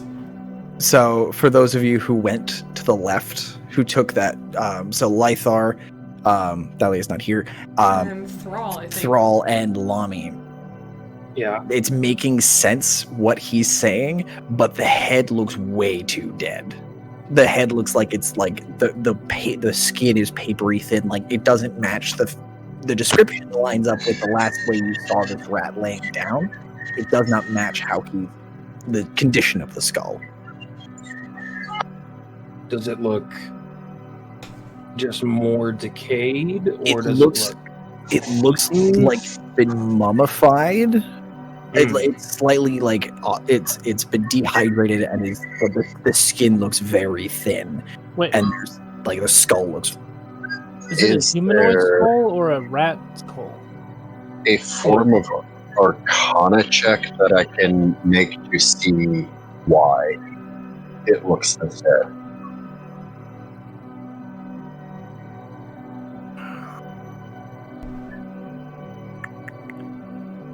I would. You can try an Arcana check, Maury. If you, at the mention of the glowing stone, if you want to make an Arcana check as well. Sure. That's correct. Lythar, what was your question? Is it a humanoid skull or like a rat skull? It is a rat skull. Okay. I got a 14. That is a 9. 9. Counting was real hard for a second. It doesn't. There's really nothing that you know of, Robbie, that could do something like this. Maury, the stone that he mentioned, and the glowing rock, your thoughts are, you kind of run through a mental list of rocks that are known to do that. And the green glowstone is high on the list of potential candidates, especially with the descriptor of the rock. Is the stone green and glowing? Yes. Well, that'll do it then. Green glow is a natural decayer. And why was he hugging it? He clearly Oh. liked it. I believe it's the same stuff that the Grey Seer's staff is made out of. Old creepy rat man. He wasn't Well, so he creepy. was a He's nice pretty rat. nice. Yeah. Not all the He rats are wasn't- evil. He wasn't nice, but he wasn't creepy. He was old. I mean, he didn't have to read your future to you. I suppose not. Doesn't So, make him nice, though. Besides the point, Ronan, this isn't how we operate. I can't just torture. We let the people that were working for Skiggy go because we thought that they could turn a new leaf. If anything, we turn this rat over to the authorities and we go on our way. Do we have trust the authorities? It's not my place to deal with thieves that are petty. I agree that we will not learn much from him. so you don't even want to talk to him? You don't have to hurt him, just ask him some questions. Oh, I'm sure you've already taken care of that part, Ronan. I don't He's think we need that fine. in. I'm sure we could talk to him, but I'm not quite sure if we'd learn anything more than you already have.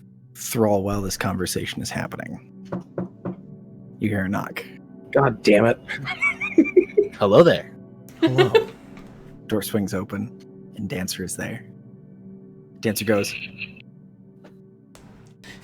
they're talking an awful lot for having someone criminal tied up in the basement.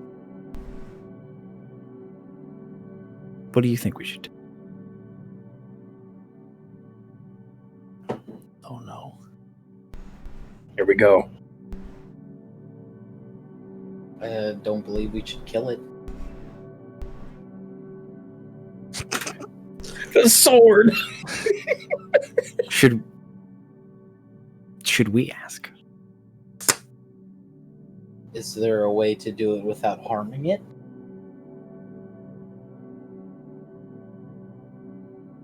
You may not like it.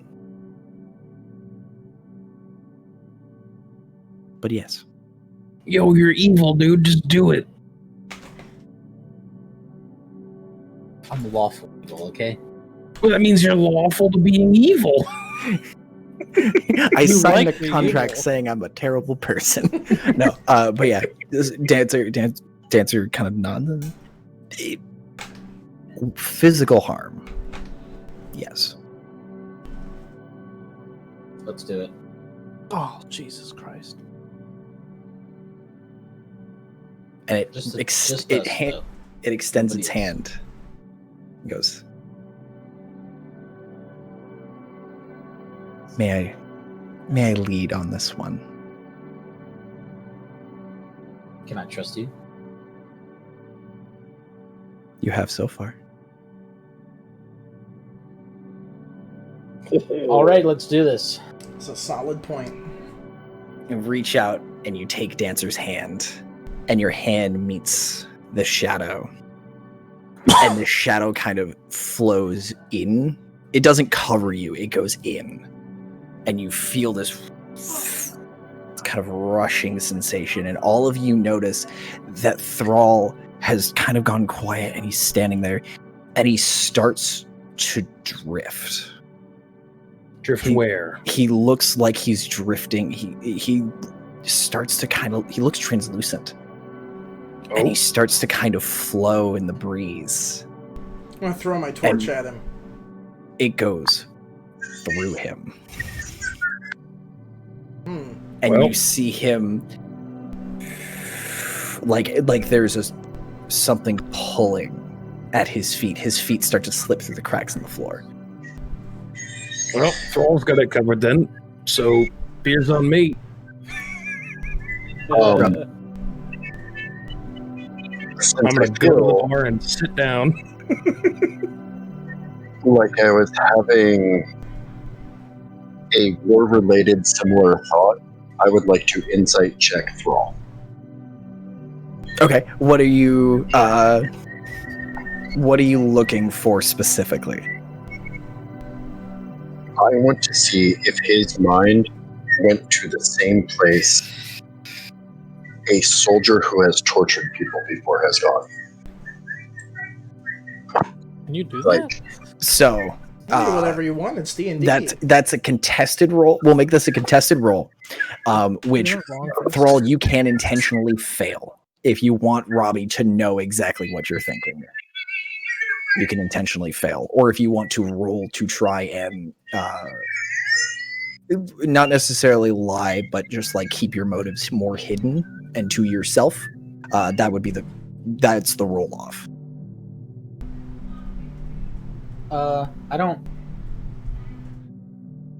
I'm not gonna hide what I'm doing.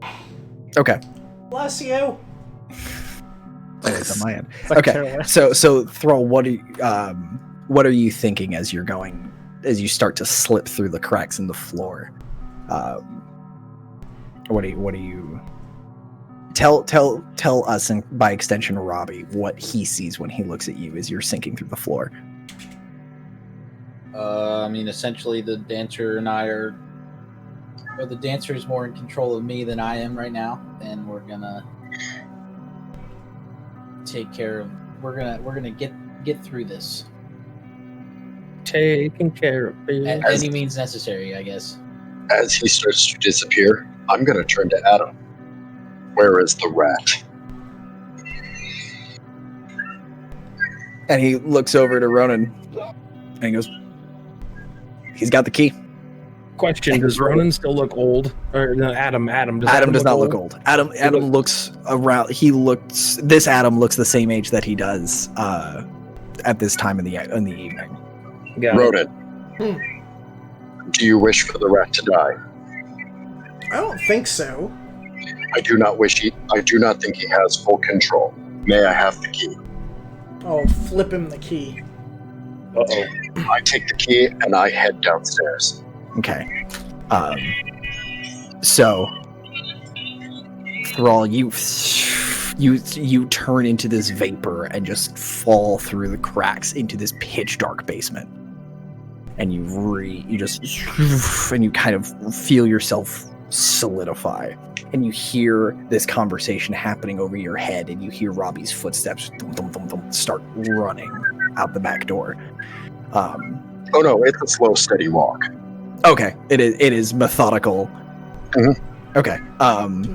So as you reappear and recongeal, and you can see perfectly in this room, and you see the rat hanging basically directly in front of you. You are nose to nose with this thing as it's trussed up. Ronan, did you truss him up face up or face down? Face down. Face down. Okay, so he's looking around. He's like, "Hello? Hello?" And Thrall, you hear Dancer go, "Go ahead and ask." Hello, Clarice. You do not have much time. The robot seems interested in interfering. As long as we don't kill it, we can do whatever you would need to be done. What's the scariest thing you can think of? Imagine it as detailed as you can.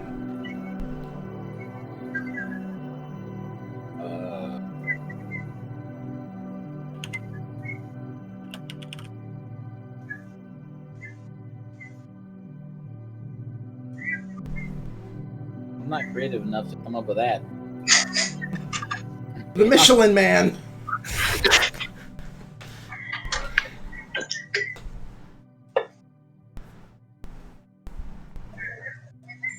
All right. What would scare a rat then? Ronan.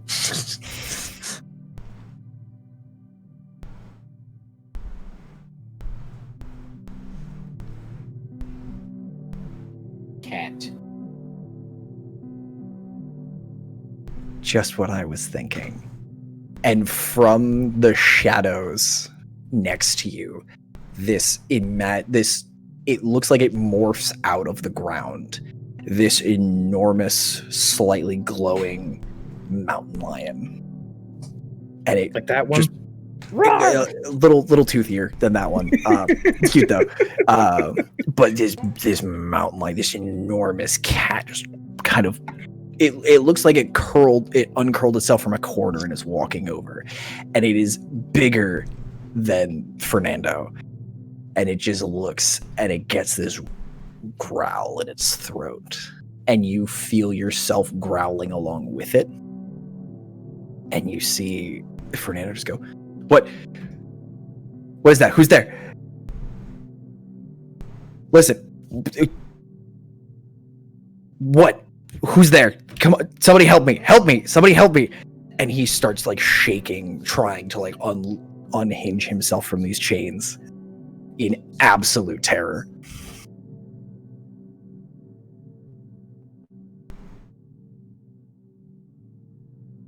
Dancer goes, "Now would be an excellent time to ask. It's hard to lie when something's about to eat your face." Rules to live by.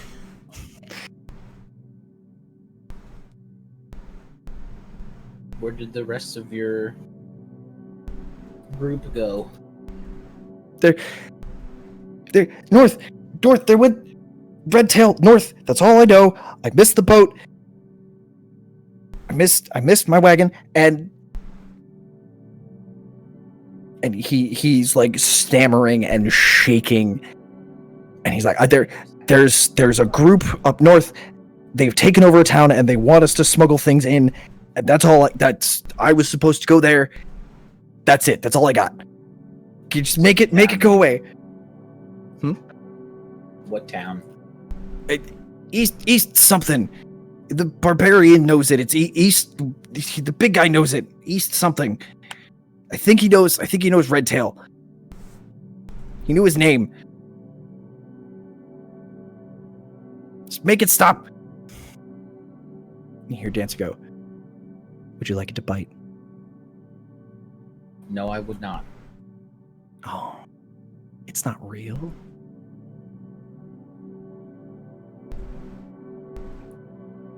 No, we do not need to hurt it. Even mentally, we don't need to hurt it.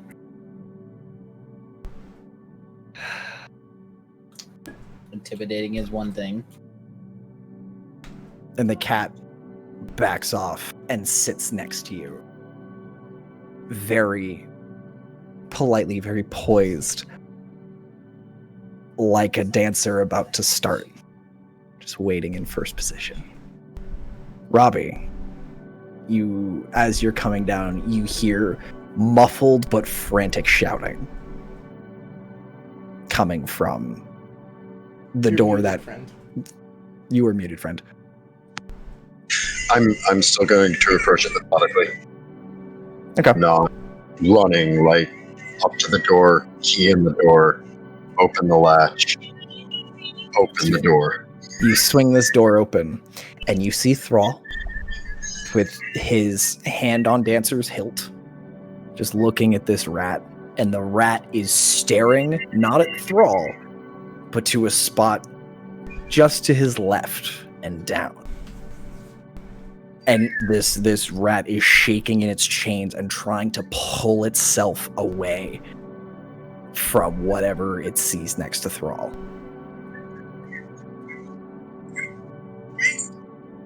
I'll enter. Okay. It is very, very dark. I can see in darkness, magical, and not. we have the two guys that can see in perfect darkness hanging out in a dark basement together with a rat in chains. I don't like that image. I bring the key in with me. Mm-hmm. I close the door behind me. I will relock it. And then I will stand right against the door, staring forward.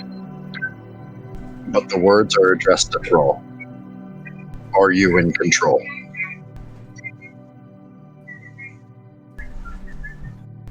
I think it would be cool if both Dancer and I talked at the same time, that he can hear it.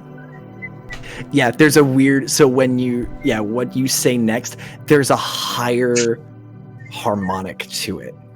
There's an interesting lilt in both of your voices that you've never heard out of Thrall before, and there's this harmony to it. We are in control.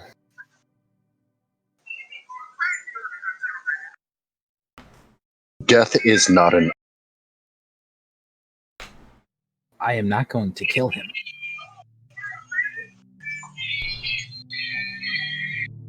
We shall see. And I'm just going to stand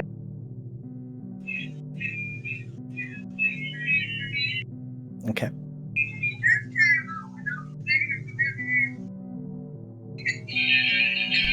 I'm gonna wait at the top of the stairs. Because I would have assumed I would have followed Robbie, but then he closed the door. So, I'm just Robbie boxed you out. Yeah, I'm just gonna take that as the smart robot and my smart work friend have it handled. And I'm just gonna wait, kind of sit perched at the top of the stairs. Okay.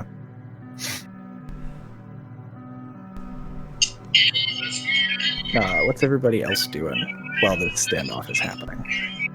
I'm at the bar. I'm drinking a beer. I want no part of this rat thing.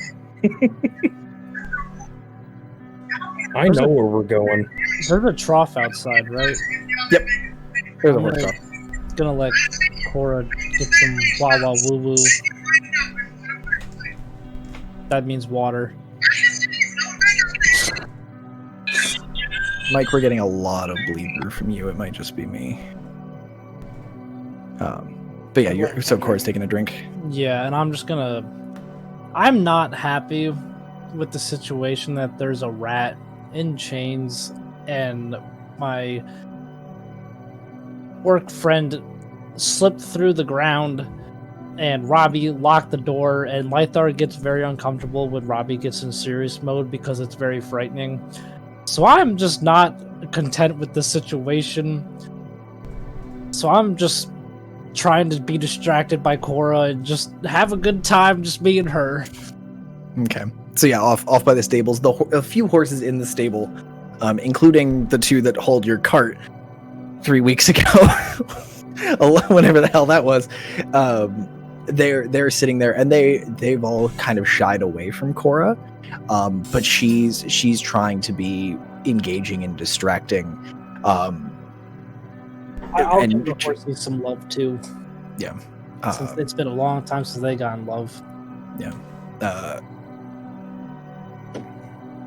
Keelik actually comes out from the door and he walks over to Ronan, and stays standing with the glaive, and standing he's at eye level with you, Ronan, as you're perched sitting. He goes, "Do you think that was him?" What was who? Do you think that was Thrall? Or the thing in the sword?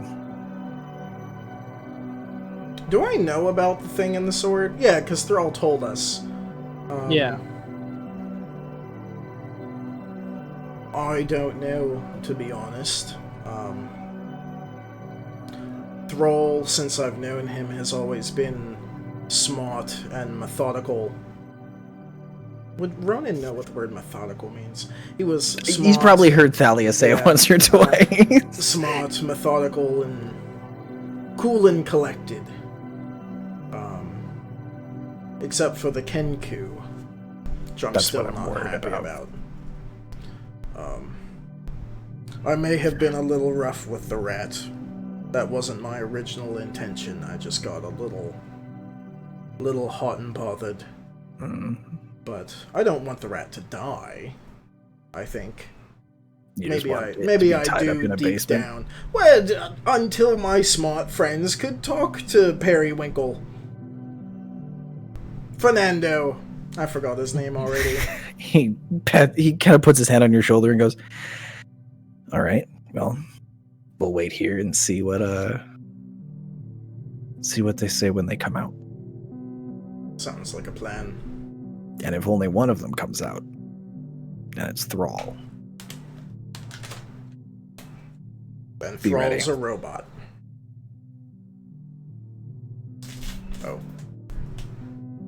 Maury, what are you and Frank? Rachel's face. I am going to try and push past Ronan and Keelik and head down the stairs.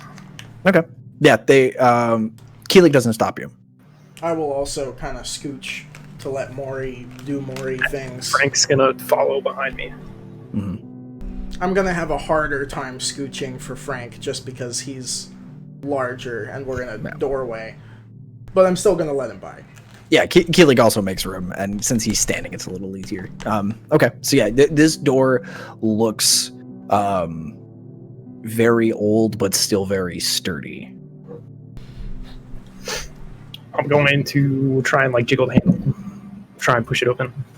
Okay. As you jiggle the handle, jiggling the handle, this thing is locked.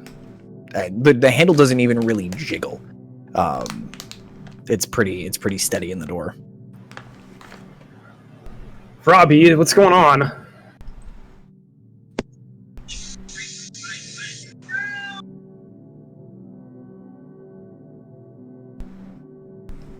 Which part of the answer would you like?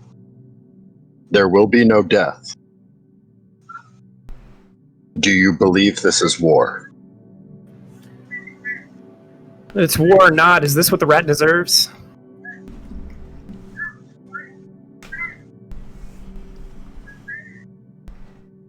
The answer to that question comes after I speak with Thalia.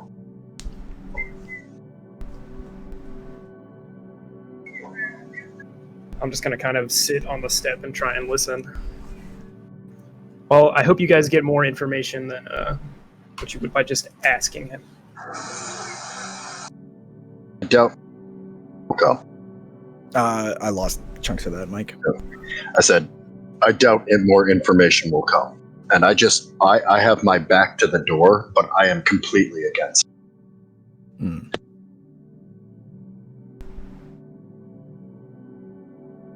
Yeah. Anybody inside the room with Fernando III? Because he is gone stock still and is still staring at that spot. And Thrall, you can see this cat's tail just swinging. Just swaying back and forth. And the nails are kind of flexing a little bit. But it's very patiently waiting. I have the cat walk up to him and do circles. Just pace around underneath him? Yeah. Okay. Yeah, it's just very slowly. And Robbie, you see him and he looks and he seems to be following something you can't see in front of him. Just slow pacing. And the cat kind of does a little growl, just a little purr, but it's, to you, Thrall, it is this full, deep, throaty purr. And Robbie, you hear a little bit of that. You're not sure if that's coming from outside, if it's from Thrall. This purr is starting to just kind of echo through this room, just a little bit. Thrall.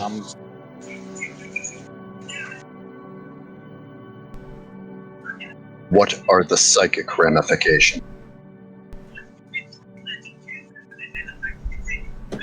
I'm just scaring him a little bit. I'll just stand there.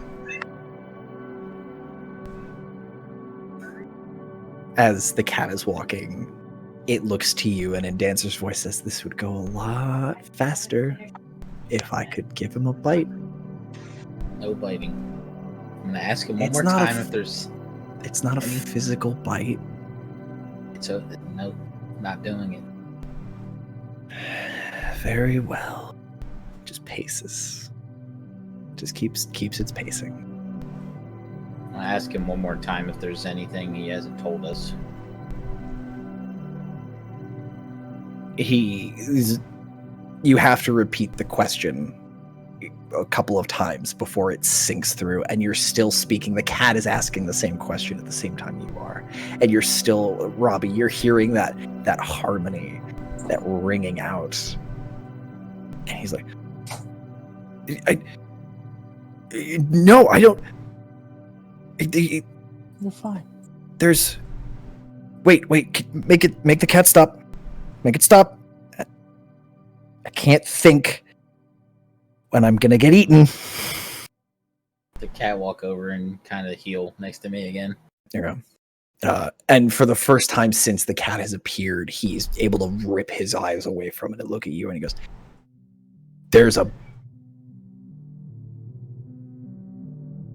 I heard a rumor, just a rumor, but I'm out of things to tell you that I know. I heard a rumor that Redtail has a big guy working for him. About as big as the guy who brought me here.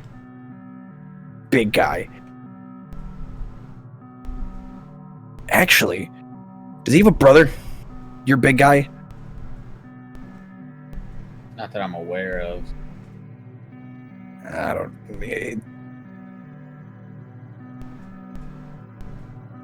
My cousin saw a picture, saw it once, and the face looks the same, the tattoos and everything. That's He's telling the truth. yes. It's like that. It looks close to him, and he works for Redtail. He's his right hand. I'm gonna walk up to Mr. Fernando. He tries to shy away. He tries to shy away from you. What is the cat coming with you? Sure. So as you're walking forward, the cat merges with you, and like you feel Dancer rising up and standing with you, and like looking out of your eyes with you.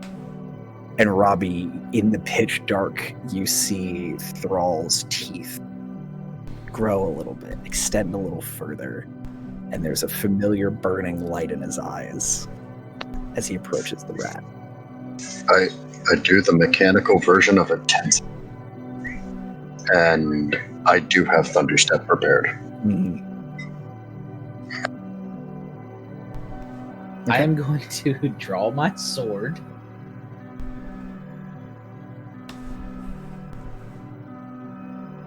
And I'm going to cut Fernando down.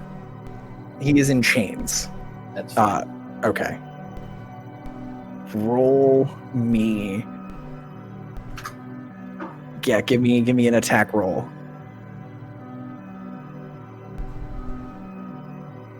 $23.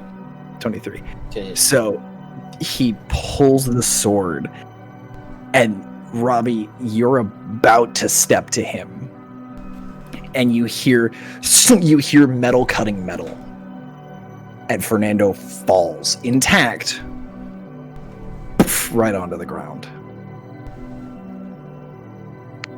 And with do you put the sword away when you're done, Thrall? Yeah, is he able to get out, or do I have to help him more? The door is locked. You're basically cut through. I mean, like the chains. Like, is Yeah, he able to get out? It's kind of like it's like the sword comes out and there's a flash of metal on metal, and the sound of chains breaking under tension, just ping, ping, ping, ping, ping, and then the sword is back in its sheath as Fernando hits the ground. You will owe Ronan a new 30-foot chain. That's fine. But Fernando is on the ground, unharmed, if a little bruised. Has all information been acquired?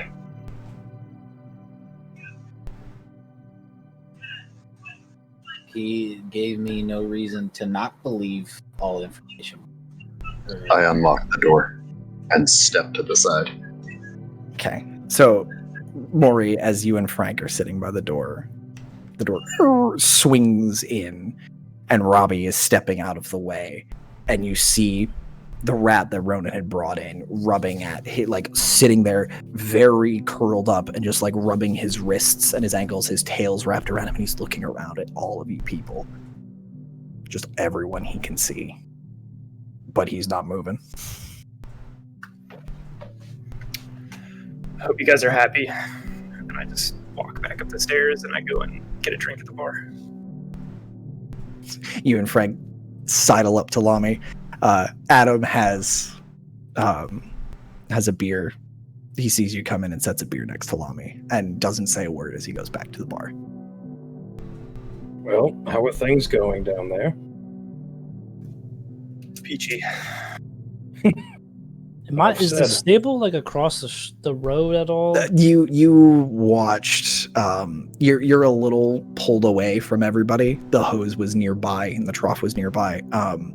But you're far enough away from everybody that you see Frank. Like you hear the door open and you see Maury and Frank walk their way inside. I'm gonna walk over to the door, like where Ronan and Robbie are. Keelik is standing at the top of the stairs, and Ronan, since you're sitting next to him, you see that his knuckles are white on the glaive. With his bug hands. With he just looks he looks nervous, but like he's ready to fight if it comes to that.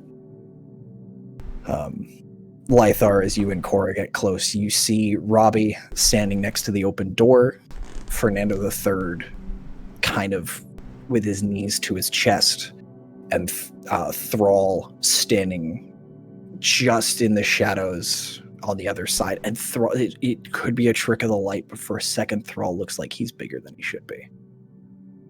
Like his shadow, like his silhouette just is broader. His teeth look a little bigger. Is Cora reacting aggressive or oddly at all towards Fernando, or is she kind of just looking at him? Cora is not quite growling and ready to pounce. She's definitely low and ready for. She has that stance of a dog that doesn't quite know. She's not comfortable in the situation. That much is easy to read, and she's just kind of waiting for something to happen. I am going to walk out of that shadow, and as I do, I would like all of that to go back to. Yeah, as you step into the like the 5 o'clock sunlight, you step through and you look just fine. You look perfectly normal. I'm going to say Fernando's free to go.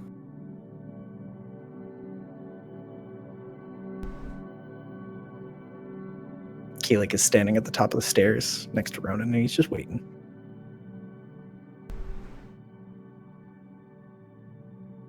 And are you walking up the stairs to leave? Yeah, I'm not staying down there.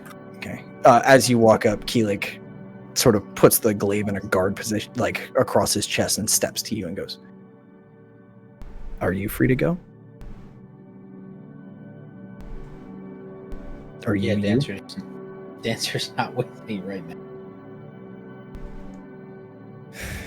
And he shifts it to one shoulder and steps back and follows you inside. Or starts following you. Are you going inside as well? Yeah. Okay. So, Robbie's still in the room. The Lythar and Cora are Where was outside. Ronan at? Ronan was on the stairs. You had to walk past him. Keelik came down to you, which opened up a space for you and him to go up through. Okay, before I pass Ronan, I'm going to say we need to talk later. Whenever. Okay.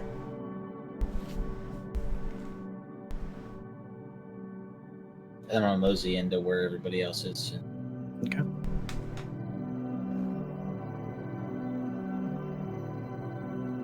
All right, so it's Ronan, Robbie, Lythar, and Cora are outside. I stayed in there. Are downstairs, are near this doorway, in or near this doorway.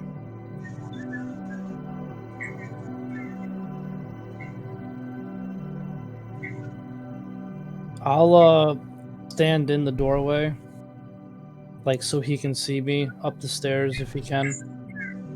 And I'll like get down on one knee, and I'm just gonna be like, "You're free to go. We're not gonna hurt you. Don't speak of this." You're not sure if he heard you. He's definitely sitting there.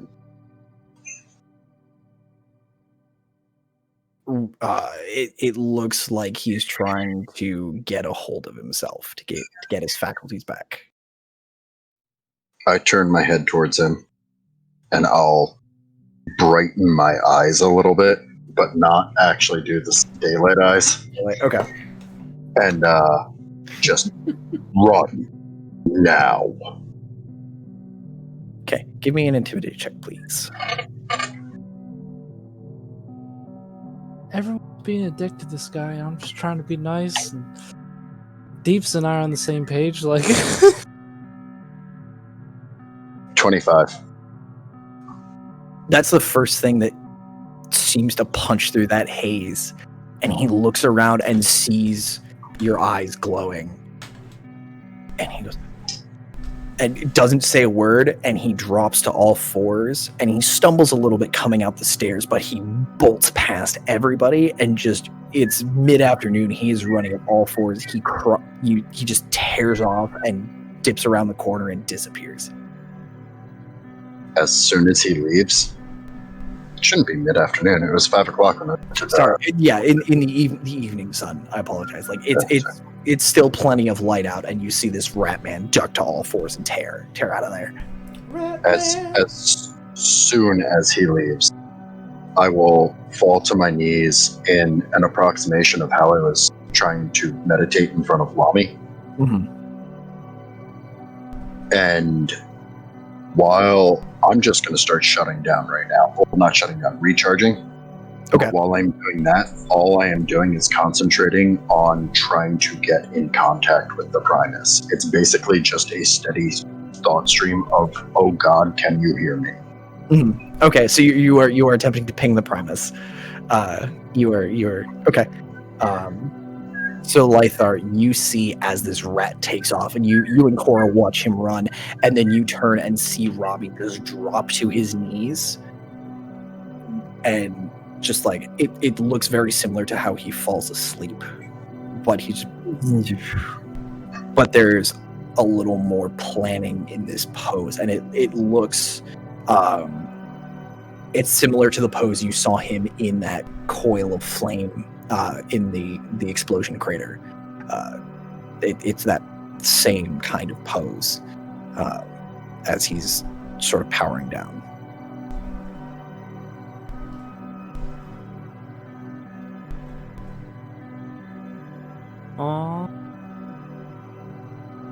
I'll sit on the ground like this, pretzel style. And I'm just gonna watch and just make sure he doesn't explode or anything, because I don't know what he's doing. I'm just gonna make sure. I'm a little confused. Like, the rat got away, and now he's doing that. I'm like, what? So I'm just gonna keep an eye on Robbie.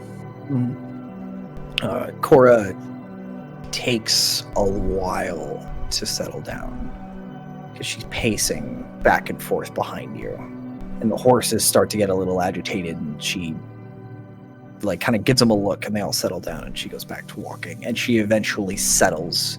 She ends up sitting next to you at the top of these stairs, and the two of you watching Robbie kind of go into this shutdown as the sun is working its way towards the horizon. Is there any other scenes somebody wants to have? Or I want to go get my hook. Damn it. Okay. Breaking my shit. Okay. Yeah, the hook is there. You have probably 5 feet of chain on it before it was cut very cleanly.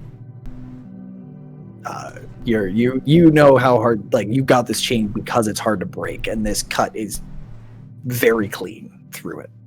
I'll pick it up and go, what did he do to you? And I'm gonna go hose off again because apparently I smell like rat piss.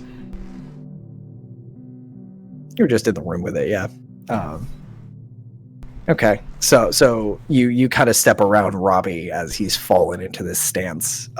Is he like glowing at all, or his hands like lit up, or I'm gonna poke him. When you're shutting down Robbie, it's just your eyes. Yeah, the way I always envision, just kind of when I go in mode. I'm concentrating on religion right now, so Okay. I don't know. So it's the normal shutdown, and your eyes are kind of pulsing. Ronan, as you step past him, and Lythar, you catch this a little bit as well. His hands are palm up, and the symbol on his palm is pulsing in time with his eyes. Sure, that will be fun. I'm gonna go hose off. Okay. Anybody else have anything they want to do? Angrily drink another drink of my drink. Oh, I gotta let my dog out, son. The Cool, angry so gnome drinks. With that kind of Maury just angrily drinking next to Lami, who's just regular drinking. Lami's regular drinking is like 3 times Yeah, Maury's angry drinking. Yeah. Yeah, I think that's an excellent spot to wrap for the evening. Whew! That was a game.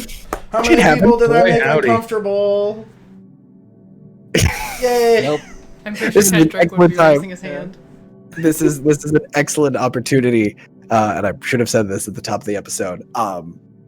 If at any point in the future, because I'm really terrible at this, if you are to the point of being uncomfortable and you aren't about it, like, just like hold up your hand, say stop, like make grand gestures of like, no fucking thank you, I don't want this, and then we will stop, rewind, and work around it. I apologize for We've not. done a rewind. For that is immediately worth it, and I apologize for not stating that at the top of the episode because I didn't expect things to go this way. As if you ever do. Sometimes I do. Sometimes I have ideas. This was not one of them. But You guys gotta figure out whether you're gonna tell Thalia or not about anything that happened. Oh boy. She oh never boy, has howdy. to know if you don't want her to know. Robbie already made a bunch of decisions about That's not up to me, is what I was going to say. it's also up to the guy who can't tell a lie. It's true. That's an important fact. She asks, I have to tell her. I have no idea though. Uh-huh. So Hey, then how if was your somebody night? says something, if somebody says something and then you ask me, I have to tell. Hey, Thrall, how was your night? Well, boy, howdy. Listen to this. Thrall could say his night was great, and he wouldn't be lying. Sorry, my dog That's has to true. go outside. There you're You're good. good. Yeah. Kendrick, did I make you feel uncomfortable? Are You we can done? fudge your- Yeah. Yeah, Yes, we're done. We all we- have to wave, though. Oh, We gotta do the wave. Till next week, Internet. It'll be hopefully less uncomfortable.